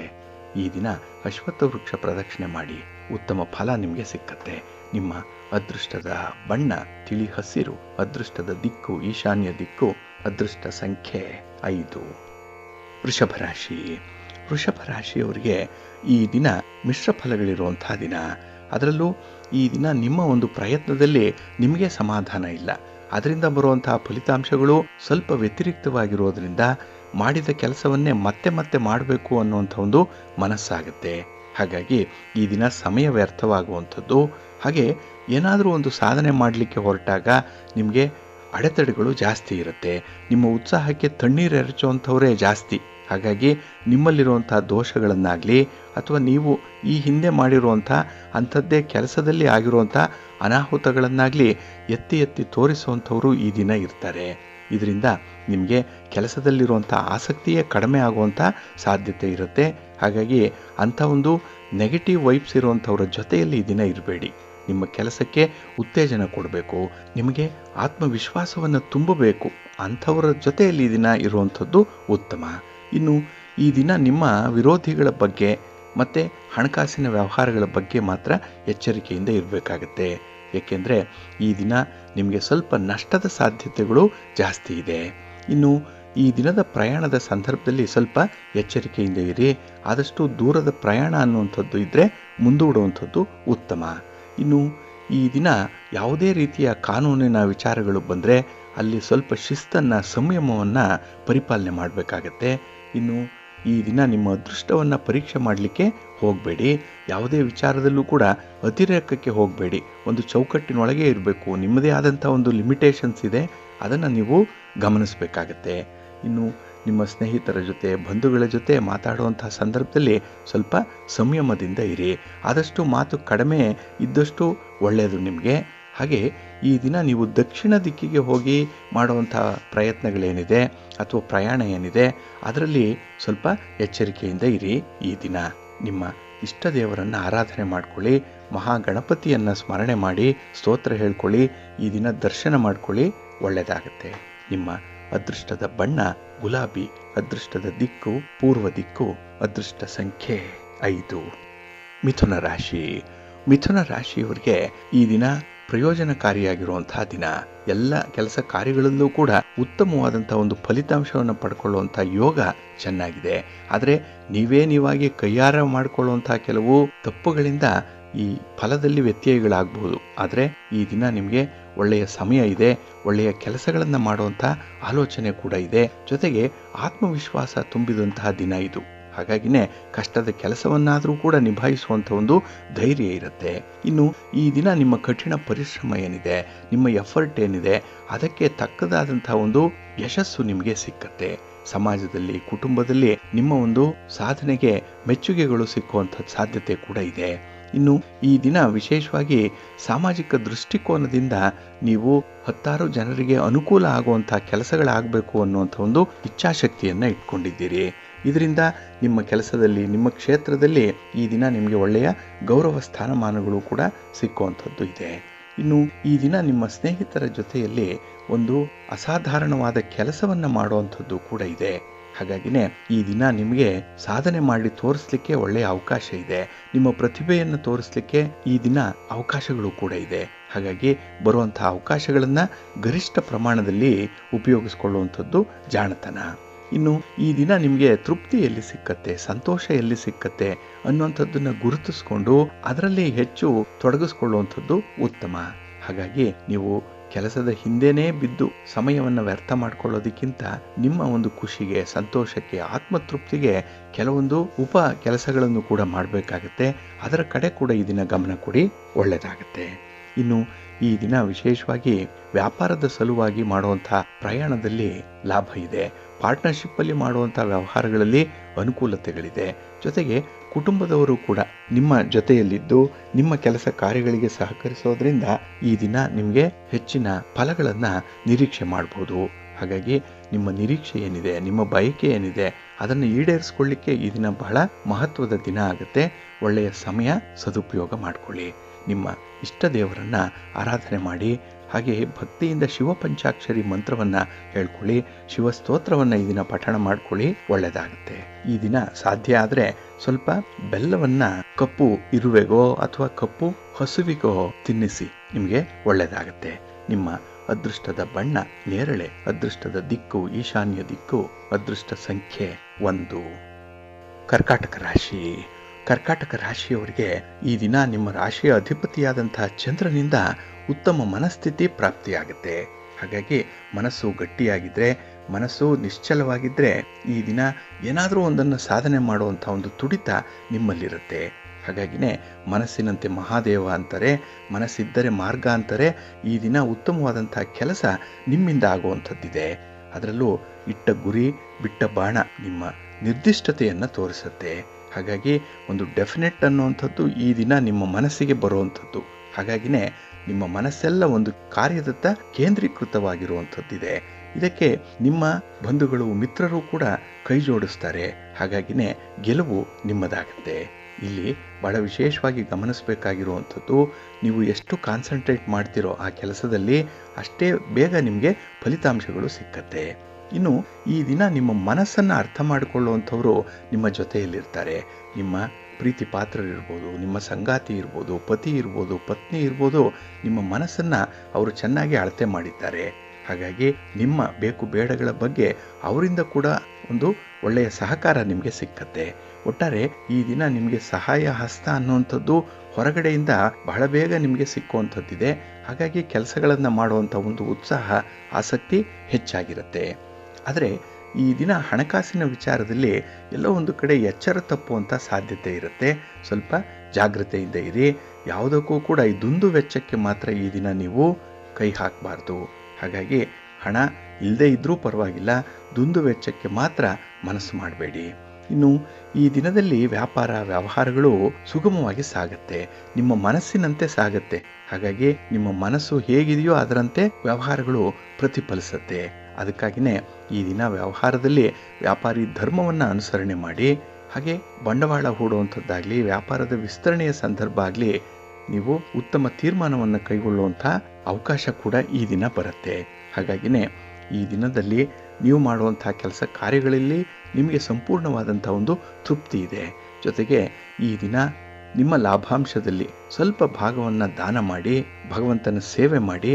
ಜೊತೆಗೆ ನಿಮ್ಮ ಮನೆ ದೇವರನ್ನು ಸ್ಮರಣೆ ಮಾಡಿಕೊಳ್ಳಿ. ಈ ದಿನ ಮಹಾಲಕ್ಷ್ಮಿ ಸ್ತೋತ್ರವನ್ನು ಹೇಳ್ಕೊಳ್ಳಿ, ಮಹಾವಿಷ್ಣುವಿನ ದರ್ಶನ ಮಾಡಿಕೊಳ್ಳಿ, ಒಳ್ಳೆಯದಾಗುತ್ತೆ. ನಿಮ್ಮ ಅದೃಷ್ಟದ ಬಣ್ಣ ಬಿಳುಪು, ಅದೃಷ್ಟದ ದಿಕ್ಕು ಈಶಾನ್ಯ ದಿಕ್ಕು, ಅದೃಷ್ಟ ಸಂಖ್ಯೆ 1. ಸಿಂಹರಾಶಿ. ಸಿಂಹರಾಶಿಯವರಿಗೆ ಈ ದಿನ ಸ್ವಲ್ಪ ವೈರಾಗ್ಯದ ಭಾವ ಕಾಡುವಂಥದ್ದಿದೆ. ಅದರಲ್ಲೂ ಕೇತುವಿನ ಇನ್ಫ್ಲೂಯೆನ್ಸ್ ಬಹಳಷ್ಟು ಮಟ್ಟಿಗೆ ಇರುತ್ತೆ. ಈ ದಿನ ನಿಮ್ಮ ರಾಶಿಯಲ್ಲೇ ಸ್ಥಿತನಾಗಿರುವಂಥ ಕೇತುವಿನಿಂದ ಈ ದಿನ ನಿಮಗೆ ಯಾವುದೇ ಒಂದು ವಿಚಾರದಲ್ಲೂ ಕೂಡ ಹೆಚ್ಚು ಆಸೆ ಇಲ್ಲ, ಆಸಕ್ತಿ ಇಲ್ಲ. ಅದಕ್ಕಾಗಿಯೇ ಕೆಲಸ ಕಾರ್ಯಗಳಲ್ಲಿ ನಿಮ್ಮ ಇನ್ವಾಲ್ವ್ಮೆಂಟ್ ಕೂಡ ಕಡಿಮೆ ಇರುವಂಥದ್ದು ಇದೆ. ಇನ್ನು ಸಣ್ಣ ವಿಚಾರವೂ ಕೂಡ ನಿಮ್ಮನ್ನು ಗಹನವಾಗಿ ಕಾಡುತ್ತೆ ಈ ದಿನದಲ್ಲಿ. ಅದು ಬಹಳ ಅತ್ಯಲ್ಪದ ವಿಚಾರ, ಆದರೆ ಅದಕ್ಕೆ ಹೆಚ್ಚು ಆದ್ಯತೆಯನ್ನು ಕೊಟ್ಟು ಅದರ ಬಗ್ಗೆನೇ ನೀವು ಹೆಚ್ಚು ತಲೆ ಕೆಡಿಸ್ಕೊಳ್ಳುವಂಥ ಸಾಧ್ಯತೆಗಳು ಕೂಡ ಇರುತ್ತೆ. ಹಾಗಾಗಿನೇ ನಿಮ್ಮ ಮನಸ್ಸಿಗೆ, ನಿಮ್ಮ ಮನಸ್ಸಿನ ಚಿಂತೆಗೆ ಕಾರಣವಾಗುವಂಥದ್ದು ಆ ಒಂದು ಸಣ್ಣ ವಿಚಾರ. ಆದಷ್ಟು ಅದನ್ನು ದೂರ ಇಡುವಂಥದ್ದು ಉತ್ತಮ. ಆದರೆ ಅಟ್ಯಾಚ್ಮೆಂಟ್ ಜಾಸ್ತಿ ನಿಮಗೆ ಈ ದಿನ. ಅಂಥ ವಿಚಾರಗಳನ್ನು ದೂರ ಇಡಲಿಕ್ಕೂ ಕೂಡ ನಿಮಗೆ ಕಷ್ಟ ಆಗುತ್ತೆ. ಇನ್ನು ಈ ದಿನ ಹಣಕಾಸಿಗೆ ಸಂಬಂಧಪಟ್ಟಂತಹ ವಿಚಾರಗಳಲ್ಲಿ ನಿಮಗೆ ಅಷ್ಟೊಂದು ಅನುಕೂಲತೆಗಳು ಇಲ್ಲ. ಹಾಗಾಗಿ ದುಡುಕಿನ ನಿರ್ಧಾರದಿಂದ ಈ ದಿನ ಹಣ ನಷ್ಟ ಆಗುತ್ತೆ, ಜಾಗ್ರತೆ. ಲೇವಾದೇವಿ ವ್ಯವಹಾರ ಮಾಡುವಂಥವರು ಈ ದಿನ ದಾಖಲೆ ಪತ್ರಗಳ ಮೂಲಕವೇ ವ್ಯವಹಾರ ಮಾಡಿ, ಬಾಯಿ ಮಾತಿಗೆ ಯಾವುದೇ ಹಣದ ವ್ಯವಹಾರಗಳನ್ನು ಮಾಡಲಿಕ್ಕೆ ಹೋಗಬೇಡಿ. ಇನ್ನು ಈ ದಿನ ನಿಮ್ಮ ಮಕ್ಕಳ ಸಮಸ್ಯೆಯನ್ನು ನಿಭಾಯಿಸುವಂಥದ್ದೇ ನಿಮಗೆ ಸ್ವಲ್ಪ ಕಷ್ಟ ಆಗುತ್ತೆ. ಅವರ ವಿಚಾರ, ಅವರ ಆರೋಗ್ಯ, ಅವರ ಓದು, ಅವರ ಉದ್ಯೋಗ, ಅವರ ವೈವಾಹಿಕ ಜೀವನ, ಇದರ ಬಗ್ಗೆನೇ ಈ ದಿನ ನೀವು ಕೆಲವೊಂದು ನಿರ್ಧಾರಗಳನ್ನು ತೆಗೆದುಕೊಳ್ಳಿಕ್ಕೂ ಕೂಡ ಸಾಧ್ಯ ಆಗಲ್ಲ. ಆದರೆ ಸಮಸ್ಯೆ ಮಾತ್ರ ಇದ್ದೇ ಇರುತ್ತೆ. ಇನ್ನು ಈ ದಿನ ಇಂತಹ ಒಂದು ಸಮಸ್ಯೆಗಳನ್ನು ನಿಭಾಯಿಸಲಿಕ್ಕೆ ಸ್ವಲ್ಪ ಸಮಯವನ್ನು ತೆಗೆದುಕೊಳ್ಳುವಂಥದ್ದು ಉತ್ತಮ. 4 ಜನರನ್ನು ಈ ದಿನ ನೀವು ಭೇಟಿ ಮಾಡುವಂಥ ಸಾಧ್ಯತೆ ಕೂಡ ಇರುತ್ತೆ. ಆದರೆ ಸಂಸಾರದ ಗುಟ್ಟು ವ್ಯಾಧಿ ರಟ್ಟು ಅನ್ನುವಂಥದ್ದನ್ನು ಮಾತ್ರ ಮರಿಬೇಡಿ.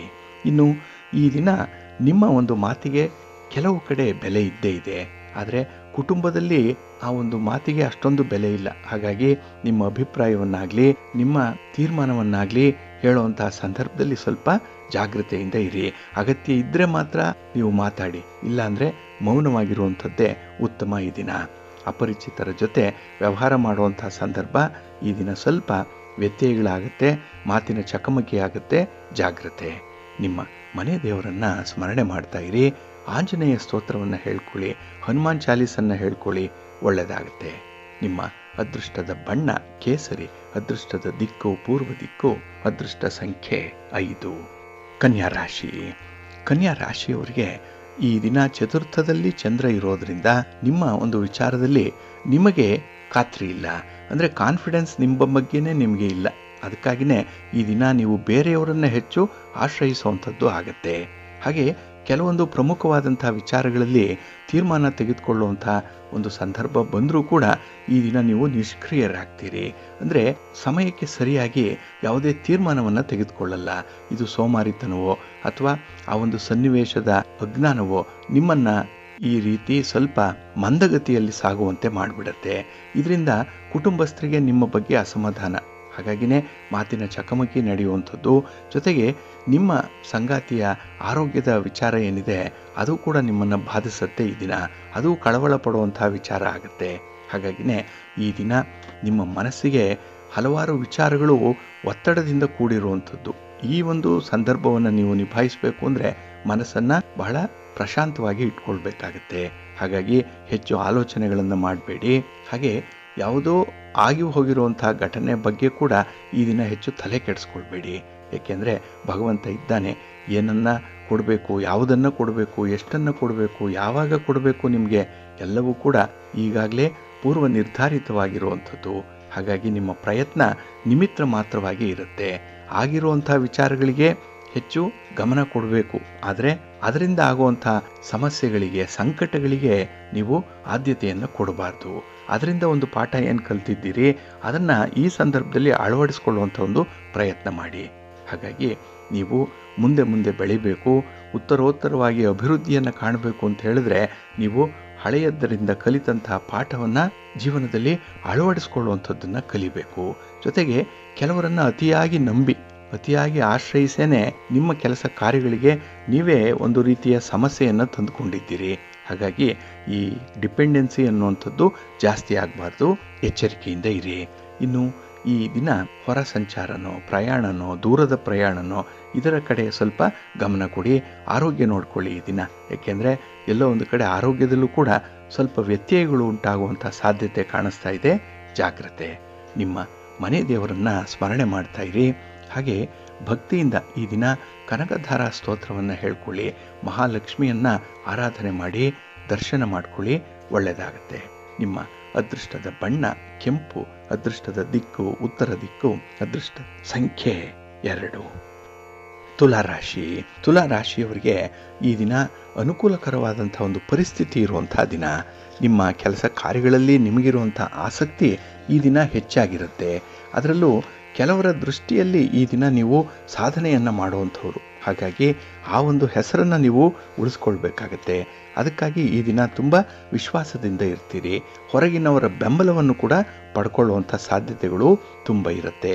ಇನ್ನು ಈ ದಿನದಲ್ಲಿ ನಿಮ್ಮ ಪ್ರಯತ್ನಗಳನ್ನು ಯಾರು ಅವಹೇಳನ ಮಾಡ್ತಾರೆ ಅಂಥವ್ರ ಬಗ್ಗೆ ಸ್ವಲ್ಪ ಎಚ್ಚರಿಕೆಯಿಂದ ಇರಬೇಕಾಗತ್ತೆ. ಇನ್ನು ಈ ದಿನ ದೂರದೃಷ್ಟಿಯನ್ನು ಇಟ್ಕೊಂಡೇ ಕೆಲಸವನ್ನು ಮಾಡಬೇಕು. ಈ ದಿನ ಮಾಡುವಂಥ ಕೆಲಸ ನಾಳೆಗೆ ಯಾವ ಫಲವನ್ನು ತರುತ್ತೆ, ಆ ಫಲ ನಿಮಗೆ ಎಷ್ಟರ ಮಟ್ಟಿಗೆ ಅನುಕೂಲಕರವಾಗಿರುತ್ತೆ, ಇದರ ಒಂದು ಲೆಕ್ಕಾಚಾರವನ್ನು ಈ ದಿನ ಮಾಡಲೇಬೇಕಾಗತ್ತೆ. ಹಾಗಾಗಿ ಸ್ವಲ್ಪ ಕ್ಯಾಲ್ಕುಲೇಟಿವ್ ಆಗಿರಿ, ಸ್ವಲ್ಪ ವಿಷನ್ ಇಟ್ಕೊಂಡು ಕೆಲಸ ಮಾಡಿ. ಒಳ್ಳೆಯದಾಗತ್ತೆ. ಇನ್ನು ಪ್ರೀತಿಗೆ ಚಂದ್ರ ಕಾರಕ, ಪ್ರೇಮಕ್ಕೆ ಶುಕ್ರ ಕಾರಕ. ಹಾಗಾಗಿ ಇದೆರಡರ ಯೋಗ ಬಹಳ ಚೆನ್ನಾಗಿದೆ. ನಿಮಗೆ ಎರಡನ್ನೂ ಕೂಡ ಅನುಭವಿಸ್ತೀರಿ. ಹಾಗಾಗಿ ನಿಮ್ಮ ಪ್ರೀತಿ ಪಾತ್ರರು ಈ ದಿನ ನಿಮ್ಮ ಜೊತೆಗಿದ್ದು ನಿಮ್ಮ ಕೆಲಸಗಳಿಗೆ ಸಹಕರಿಸುವಂಥವ್ರು. ಹಾಗೆ ಈ ದಿನ ನಿಮಗೆ ತುಂಬ ಸೇವಾ ಮನೋಭಾವ ಇರುವಂಥದ್ದಿದೆ. ಅದರಲ್ಲಿ ಸ್ವಾರ್ಥತೆ ಅನ್ನುವಂಥದ್ದು ಇಲ್ಲ. ಹಾಗಾಗಿನೇ ಈ ದಿನ ನಿಮ್ಮ ಮಾತಾಗಲಿ ನಿಮ್ಮ ನಡತೆಯಾಗಲಿ ಕೆಲವರಿಗೆ ತುಂಬ ಇಷ್ಟ ಆಗುತ್ತೆ. ಕೆಲವರು ನಿಮ್ಮನ್ನೇ ಅನುಕರಣೆ ಮಾಡಬೇಕು ಅನ್ನುವಂಥ ಒಂದು ಪ್ರಯತ್ನದಲ್ಲೂ ಕೂಡ ಇರ್ತಾರೆ. ಹಾಗಾಗಿ ಅಂಥವರ ವಿಚಾರದಲ್ಲಿ ಸ್ವಲ್ಪ ಸರಿದಾರಿಯಲ್ಲಿ ನಡ್ಕೊಳ್ಳುವಂಥದ್ದು ಉತ್ತಮ. ಇನ್ನು ಸತ್ಯವನ್ನು ಯಾರು ತಿಳಿದಿದ್ದಾರೋ ಅಂಥವರು ಸತ್ತಂತೆ ಇರಬೇಕು ಅಂತ ಹೇಳ್ತಾರೆ. ನಿಮಗೆ ಗೊತ್ತಿರುವಂತಹ ಸತ್ಯವನ್ನು ಹೇಳಲಿಕ್ಕೆ ಹೋದರೆ ಈ ದಿನ ನಿಮಗೆ ಅದು ತಿರುಗುಬಾಣವಾಗತ್ತೆ. ಖಂಡಿತವಾದಿ ಲೋಕ ವಿರೋಧಿ ಅಂತ ಹೇಳ್ತಾರಲ್ಲ, ಆ ರೀತಿಯಲ್ಲಿ ನಿಮ್ಮ ಪರಿಸ್ಥಿತಿ ನಿರ್ಮಾಣ ಆಗುವಂಥದ್ದಿದೆ. ಹಾಗಾಗಿ ಸತ್ಯ ಗೊತ್ತಿದ್ರೂ ಈ ದಿನ ಮೌನವಾಗಿರಬೇಕಾಗತ್ತೆ. ಆ ಒಂದು ವಿಚಾರ ನಿಮ್ಮ ತೀಕ್ಷ್ಣವಾದ ಅನುಭವಕ್ಕೆ ಈ ದಿನ ಬರುವಂಥದ್ದು ಕೂಡ ಇದೆ. ಹಾಗಾಗಿ ಈ ದಿನ ಸ್ವಲ್ಪ ಅಸಹಾಯಕ ಸ್ಥಿತಿ ಕೂಡ ನಿಮಗೆ ಒದಗಿ ಬರುವಂಥ ಸಂದರ್ಭಗಳಿದೆ. ಆ ಒಂದು ಸಂದರ್ಭದಲ್ಲಿ ಮೌನವಾಗಿ ಇದ್ಬಿಡಿ. ಪರಿಸ್ಥಿತಿ ನಿಮ್ಮ ನಿಯಂತ್ರಣಕ್ಕೆ ಸಿಕ್ಕಲ್ಲ. ಆಗ ಸಮಯಕ್ಕೆ ಸರಿಯಾಗಿ ನೀವು ಮುಂದೆ ಅದರ ಬಗ್ಗೆ ತೀರ್ಮಾನವನ್ನು ತೆಗೆದುಕೊಳ್ಳಲಿಕ್ಕೆ ಸಾಧ್ಯ ಆಗುತ್ತೆ. ಈ ಸಂದರ್ಭದಲ್ಲಿ ಮಾತ್ರ ಸ್ವಲ್ಪ ತಾಳ್ಮೆಯಿಂದ ಇರಿ, ಸಂಯಮದಿಂದ ಇರಿ. ಒಳ್ಳೆಯದಾಗುತ್ತೆ. ನಿಮ್ಮ ಮನೆ ದೇವರನ್ನು ಸ್ಮರಣೆ ಮಾಡ್ತಾ ಇರಿ. ಹಾಗೆ ಭಕ್ತಿಯಿಂದ ಈ ದಿನ ನೀವು ಮಹಾಲಕ್ಷ್ಮಿಯನ್ನು ಆರಾಧನೆ ಮಾಡಿ. ಮಹಾವಿಷ್ಣುವನ್ನು ಪ್ರಾರ್ಥನೆ ಮಾಡ್ಕೊಳ್ಳಿ. ಯಾವುದಾದ್ರೂ ಒಂದು ವಿಷ್ಣು ತತ್ವ ಇರುವಂತಹ ದೇವಾಲಯಕ್ಕೆ ಹೋಗಿ ಭಗವಂತನ ದರ್ಶನ ಮಾಡಿ ಬನ್ನಿ, ಒಳ್ಳೆಯದಾಗುತ್ತೆ. ನಿಮ್ಮ ಅದೃಷ್ಟದ ಬಣ್ಣ ಕೆಂಪು, ಅದೃಷ್ಟದ ದಿಕ್ಕು ಪೂರ್ವ ದಿಕ್ಕು, ಅದೃಷ್ಟ ಸಂಖ್ಯೆ 1. ವೃಶ್ಚಿಕ ರಾಶಿ. ವೃಶ್ಚಿಕ ರಾಶಿಯವರಿಗೆ ಈ ದಿನ ಹಣಕಾಸಿನ ವಿಚಾರದಲ್ಲಿ ಎಡುವಂಥ ಸಾಧ್ಯತೆಗಳು ಜಾಸ್ತಿ ಇದೆ. ಹಣದ ನಿರ್ಬಂಧತೆ ಇದೆ. ನಿಮ್ಮ ಯೋಜನೆಗಳಿಗೆ ಅಥವಾ ನಿಮ್ಮ ಪ್ರಯತ್ನಕ್ಕೆ ಬೇಕಾಗುವಷ್ಟು ಹಣ ಈ ದಿನ ನಿಮ್ಮ ಬಳಿ ಇರಲ್ಲ.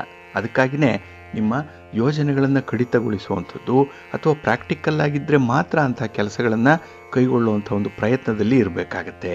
ಹಾಗೆ ಹಣದ ವಿಚಾರ ಅಂದರೆ ತಜ್ಞರ ಒಂದು ಸಲಹೆಯನ್ನು ಪಡ್ಕೊಳ್ಳುವಂಥದ್ದು ಕೂಡ ಈ ದಿನ ಬೇಕು. ಇನ್ನು ಯಾವುದೋ ಮೂಲದಿಂದ ಹಣ ಬರುತ್ತೆ ಅನ್ನುವಂಥ ನಿರೀಕ್ಷೆಯನ್ನು ಇಟ್ಕೊಳ್ಬೇಡಿ. ಸಮಯಕ್ಕೆ ಸರಿಯಾಗಿ ಅದು ಬರಲ್ಲ.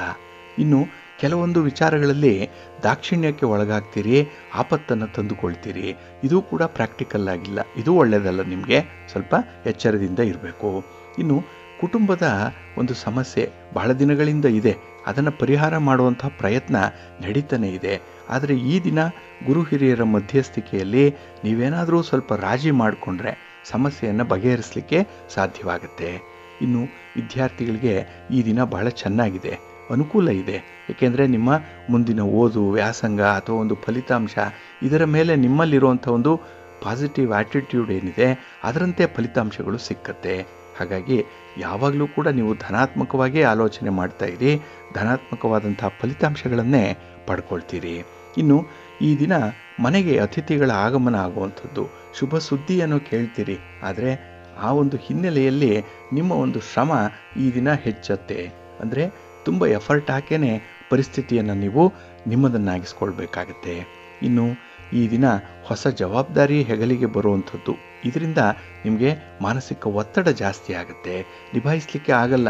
ಬಿಸಿ ತುಪ್ಪದಂತೆ ಇರುವಂಥ ಸಂದರ್ಭ ಆದರೂ ಕೂಡ ಅದನ್ನು ಸಂಯಮದಿಂದ ನೀವು ಸರಿದೂಗಿಸ್ಕೊಳ್ಬೇಕಾಗತ್ತೆ, ಸ್ವಲ್ಪ ಬ್ಯಾಲೆನ್ಸ್ ಮಾಡಬೇಕಾಗತ್ತೆ ಈ ದಿನ. ಹಾಗಾಗಿ ನಿಮ್ಮ ಜೀವನವನ್ನು ಹೇಗೆ ಹೋದರೆ ಹಾಗೆ ಬಿಡುವಂಥದ್ದಲ್ಲ, ಅದನ್ನು ಸ್ವಲ್ಪ ಕಂಟ್ರೋಲಲ್ಲಿ ಇಟ್ಕೊಳ್ಳುವಂಥದ್ದು. ಹಾಗೆ ನಿಮ್ಮಲ್ಲಿರುವಂಥ ಒಂದು ಪ್ರತಿಭೆ, ನಿಮ್ಮ ಸಾಮರ್ಥ್ಯ ಅದನ್ನು ತೋರಿಸುವಂಥ ಒಂದು ಪ್ರಯತ್ನ ಮಾಡಿ. ಏಕೆಂದರೆ ಟ್ಯಾಲೆಂಟ್ ಇದೆ, ಅದನ್ನು ಸರಿಯಾಗಿ ಉಪಯೋಗಿಸ್ಕೊಳ್ಳುವಂಥದ್ದು. ಹಾಗೆ ಸಮಯಕ್ಕೆ ಸರಿಯಾಗಿ ನಿರ್ಧಾರಗಳನ್ನು ತೆಗೆದುಕೊಳ್ಳುವಂಥ ಒಂದು ಪ್ರಯತ್ನ ಕೂಡ ಮಾಡಬೇಕಾಗತ್ತೆ. ಹಾಗಾಗಿ ಈ ದಿನ ವಿಶೇಷವಾಗಿ ಈ ಕುಟುಂಬದ ವ್ಯವಸ್ಥೆ ನಿಮಗೆ ತೃಪ್ತಿ ತರುವ ಹಾಗೆ ನೀವು ನಡ್ಕೊಳ್ಬೇಕಾಗತ್ತೆ.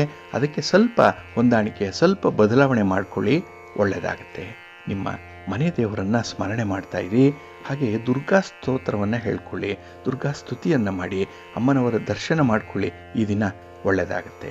ನಿಮ್ಮ ಅದೃಷ್ಟದ ಬಣ್ಣ ಕೆಂಪು, ಅದೃಷ್ಟದ ದಿಕ್ಕು ಪೂರ್ವ ದಿಕ್ಕು, ಅದೃಷ್ಟ ಸಂಖ್ಯೆ 2. ಧನುರಾಶಿ. ಧನುರಾಶಿಯವರಿಗೆ ಈ ದಿನ ನಿಮ್ಮ ನಿಜವಾದ ಕಾಳಜಿ ಏನು, ನಿಮ್ಮ ನಿಜವಾದ ಕಳಕಳಿ ಏನು ಅದನ್ನು ವ್ಯಕ್ತಪಡಿಸುವಂಥ ಒಂದು ಸಂದರ್ಭ ಈ ದಿನ ಬರ್ತಾ ಇದೆ. ಹಾಗಾಗಿ ಬಹಳ ದಿನಗಳಿಂದ ಕಾಯ್ತಾ ಇದ್ದಂಥ ಒಂದು ವಿಚಾರದ ಅನಾವರಣ ಈ ದಿನ ಆಗುವಂಥದ್ದು. ಹಾಗೆ ಅದನ್ನು ನಿಮ್ಮ ಮುಂದಿನ ಜೀವನಕ್ಕೆ ಸರಿಯಾದ ರೀತಿಯಲ್ಲಿ ಅಳವಡಿಸ್ಕೊಳ್ಳುವಂಥ ಒಂದು ಪ್ರಯತ್ನ ಕೂಡ ಆಗುತ್ತೆ. ಇದೆಲ್ಲವೂ ಕೂಡ ಈ ದಿನ ನಿಮ್ಮ ಪ್ರಯತ್ನಕ್ಕೆ ಸಿಕ್ಕಿರುವಂಥ ಒಂದು ಫಲ. ಇನ್ನು ಮನೆಯಲ್ಲಿ ಶುಭ ಕಾರ್ಯಗಳು ಸನ್ನಿಹಿತವಾಗ್ತಾ ಇರುವಂಥ ಸಂದರ್ಭ, ಅದಕ್ಕಾಗಿ ಕೆಲವರು ಪೂರ್ವ ಸಿದ್ಧತೆಯಲ್ಲೋ ಅಥವಾ ಆ ಸಂಬಂಧವಾಗಿ ಮಾಡಬೇಕಾಗಿರುವಂಥ ಪ್ರಯಾಣದಲ್ಲೋ ತೊಡಗಿಸ್ಕೊಳ್ಳುವಂಥದ್ದು ಇದೆ. ಇದು ನಿಮ್ಮ ಮನಸ್ಸಿಗೆ ಸಮಾಧಾನವನ್ನು ತರುತ್ತೆ, ತೃಪ್ತಿಯನ್ನು ತರುತ್ತೆ. ಇನ್ನು ಈ ದಿನ ನಿಮ್ಮನ್ನು ನೀವು ಡಿಫೆಂಡ್ ಮಾಡಿಕೊಳ್ಳುವಂಥ ಒಂದು ಅವಕಾಶ ಕೂಡ ಇದೆ. ಏಕೆಂದರೆ ಈ ದಿನ ನೀವು ರಕ್ಷಣೆ ಮಾಡಿಕೊಳ್ಳುವಂಥದ್ದು, ನೀವು ತೆಗೆದುಕೊಂಡಂಥ ತೀರ್ಮಾನ ಸರಿ ಇದೆ ಅಂತ ಹೇಳಿ ಜಸ್ಟಿಫೈ ಮಾಡಿಕೊಳ್ಳುವಂಥ ಸಂದರ್ಭ ಕೂಡ ಇದೆ.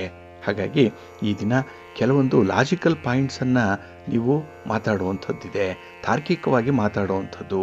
ಅಂದರೆ ನೀವು ತೆಗೆದುಕೊಂಡಂಥ ತೀರ್ಮಾನ ಸರಿ ಇದೆ ಅಂತ ಹೇಳಲಿಕ್ಕೆ 10 ಉದಾಹರಣೆಗಳನ್ನು ನೀವು ಕೊಡುವಂಥ ಒಂದು ಸಂದರ್ಭ ಇದೆ. ಹಾಗಾಗಿ ನಿಮ್ಮ ಒಂದು ಅಭಿಪ್ರಾಯವನ್ನು ನೀವು ಬೇರೆಯವರಿಗೆ ಹೇಳುವಂಥ ಸಂದರ್ಭದಲ್ಲಿ ನೀವು ಯಾವ ಒಂದು ನಿಲುವನ್ನು ತೆಗೆದುಕೊಂಡಿದ್ದೀರಿ ಅನ್ನುವಂಥದ್ದನ್ನು ಸ್ಪಷ್ಟವಾಗಿ ಹೇಳ್ತೀರಿ. ಹಾಗಾಗಿನೇ ನಿಮ್ಮ ಕಮ್ಯುನಿಕೇಷನ್ ಈ ದಿನ ಬಹಳ ಚೆನ್ನಾಗಿದೆ. ಹಾಗೆ ಒಂದು ಸಣ್ಣ ಬೇಸರ ನಿಮ್ಮ ಆನಂದವನ್ನು ಹಾಳು ಮಾಡಿಬಿಡ್ಬಹುದು. ಹಾಗಾಗಿ ಅಂಥ ಬೇಸರದ ಸಂಗತಿ ಒಳ ನುಸುಳದಂತೆ ನೀವು ಎಚ್ಚರಿಕೆಯಿಂದ ಇರಬೇಕಾಗತ್ತೆ. ಮನಸ್ಸಿಗೆ ಯಾವುದೇ ರೀತಿಯ ಧಕ್ಕೆ, ಆಘಾತ ಇಂಥದ್ದನ್ನು ತಂದುಕೊಳ್ಬಾರ್ದು. ಖುಷಿ ಇದೆ, ಅದರಲ್ಲೇ ಮುಂದುವರಿರಿ. ಇನ್ನು ವಿಶೇಷತೆ ಅಂತ ಹೇಳಿದ್ರೆ ಈ ದಿನ ಗೆಲುವಿಗಾಗಿ ಹೋರಾಟ ಮಾಡಿದ್ದೀರಿ.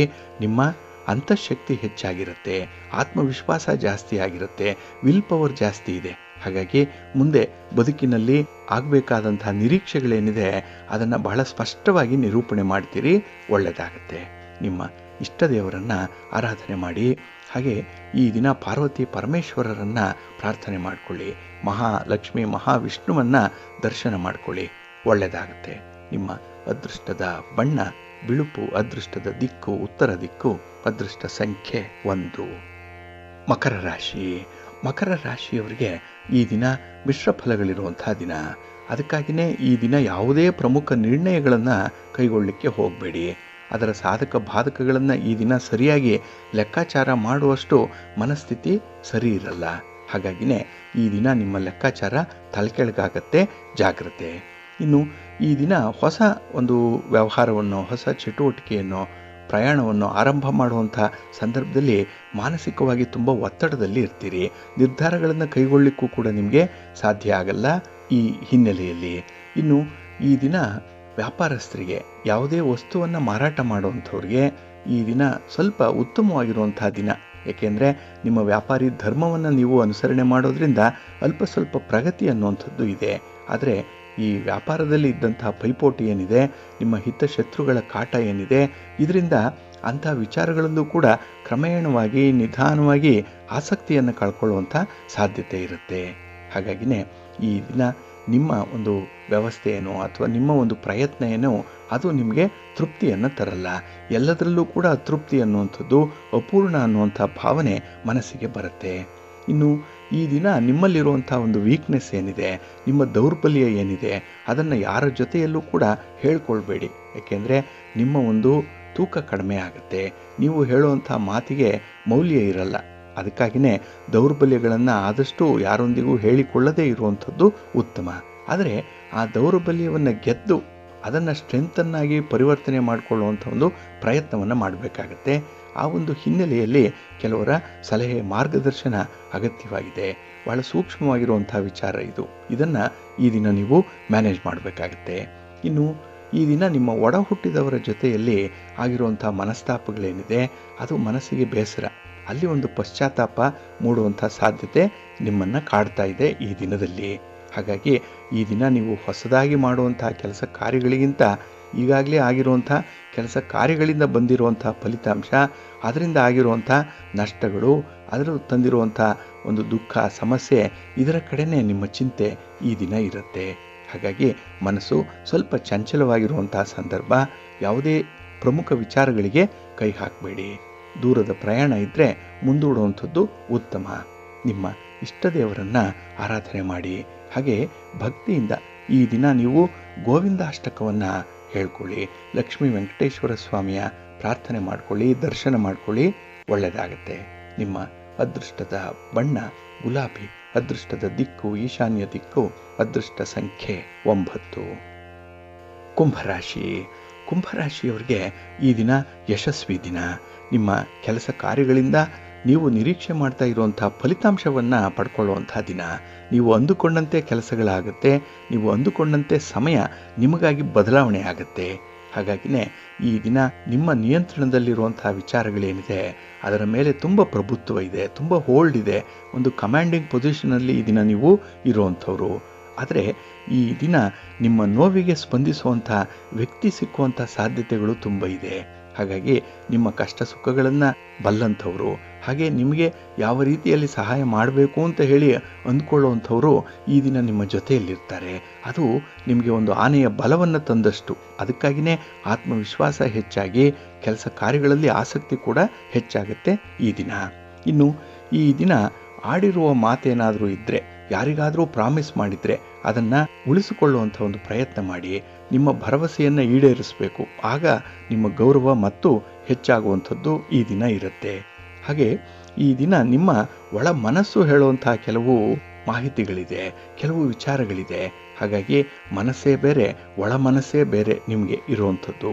ಹಾಗಾಗಿ ಅಂಥ ಒಂದು ಒಳ ಮನಸ್ಸು ಹೇಳ್ತಾ ಇರುವಂಥ ವಿಚಾರಗಳನ್ನು ಕಿವಿ ಕೊಟ್ಟು ಕೇಳಬೇಕಾಗತ್ತೆ ಈ ದಿನ.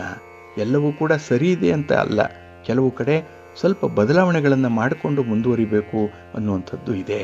ಹಾಗಾಗಿನೇ ಯಾವ ವ್ಯಕ್ತಿ ಕೂಡ ಪರ್ಫೆಕ್ಟ್ ಆಗಲ್ಲ, ಆದರೆ ಆ ಪರ್ಫೆಕ್ಷನ್ಗೆ ಹತ್ತಿರವಾಗುವಂಥ ಒಂದು ಪ್ರಯತ್ನವನ್ನಾದರೂ ಮಾಡ್ಬೋದು. ಅಂಥ ಒಂದು ಒಳ್ಳೆಯ ಅವಕಾಶ ಈ ದಿನ ನಿಮಗೆ ಸಿಕ್ಕತ್ತೆ.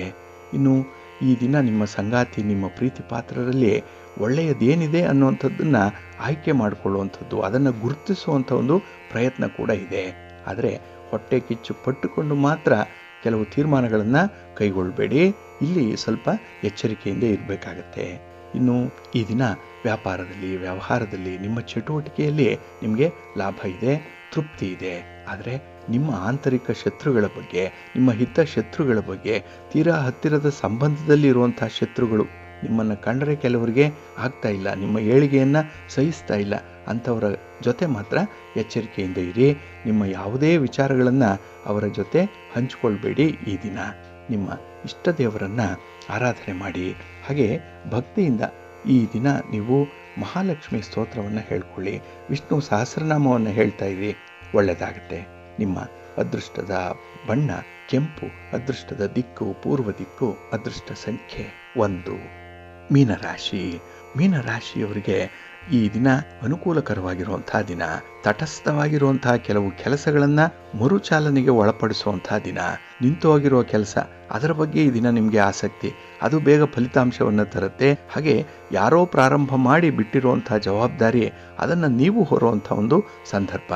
ಇದು ನಿಮ್ಮ ಆತ್ಮವಿಶ್ವಾಸ ಎಷ್ಟಿದೆ ಅನ್ನುವಂಥದ್ದನ್ನು ಇದು ತೋರಿಸುತ್ತೆ. ಇನ್ನು ಈ ದಿನ ನಿಮ್ಮ ಮೃದು ಸ್ವಭಾವ ಆಗಲಿ, ನಿಮ್ಮ ಒಂದು ಡಿಟರ್ಮಿನೇಷನ್ನು, ನಿರ್ಧಾರಿತವಾಗಿ ಕೆಲಸ ಆಗಲೇಬೇಕು ಅನ್ನುವಂಥ ಒಂದು ಮನಸ್ಥಿತಿ, ಇದು ಜನರನ್ನು ಆಕರ್ಷಿಸುತ್ತೆ.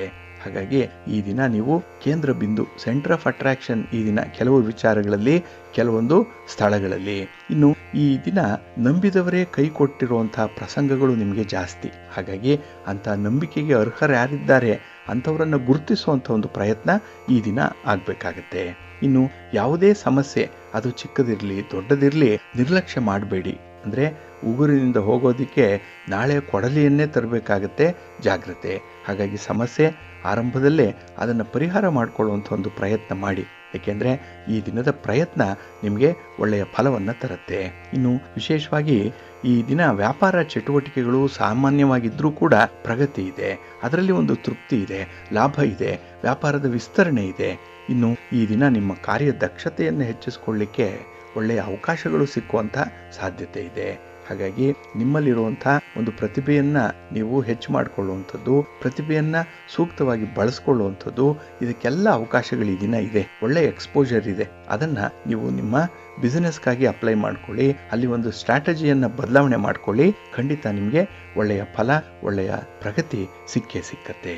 ಆದರೆ ಈ ದಿನ ನಿಮ್ಮ ಕೋಪ ಅಥವಾ ನಿಮ್ಮ ಅಸಮಾಧಾನ ಯಾವುದೇ ಸಂದರ್ಭದಲ್ಲಿ ಯಾವುದೇ ವ್ಯಕ್ತಿಯ ಮೇಲಿದ್ದರೆ ಅದನ್ನು ಹೊರ ಹಾಕಬೇಡಿ. ಕೋಪವನ್ನು ನಿಯಂತ್ರಣ ಮಾಡ್ಕೊಳ್ಳಿ, ಒಳ್ಳೆಯದಾಗುತ್ತೆ. ನಿಮ್ಮ ಮನೆ ದೇವರನ್ನ ಸ್ಮರಣೆ ಮಾಡ್ತಾ ಇರಿ. ಶ್ರೀರಾಮ ರಕ್ಷಾ ಸ್ತೋತ್ರವನ್ನು ಹೇಳ್ಕೊಳ್ಳಿ, ರಾಮನಾಮ ಜಪ ಮಾಡಿ. ಈ ದಿನ ಮಹಾಲಕ್ಷ್ಮಿಯನ್ನು ಪ್ರಾರ್ಥನೆ ಮಾಡ್ಕೊಳ್ಳಿ, ಒಳ್ಳೆಯದಾಗುತ್ತೆ. ನಿಮ್ಮ ಅದೃಷ್ಟದ ಬಣ್ಣ ಹಳದಿ, ಅದೃಷ್ಟದ ದಿಕ್ಕು ಈಶಾನ್ಯ ದಿಕ್ಕು, ಅದೃಷ್ಟ ಸಂಖ್ಯೆ 1.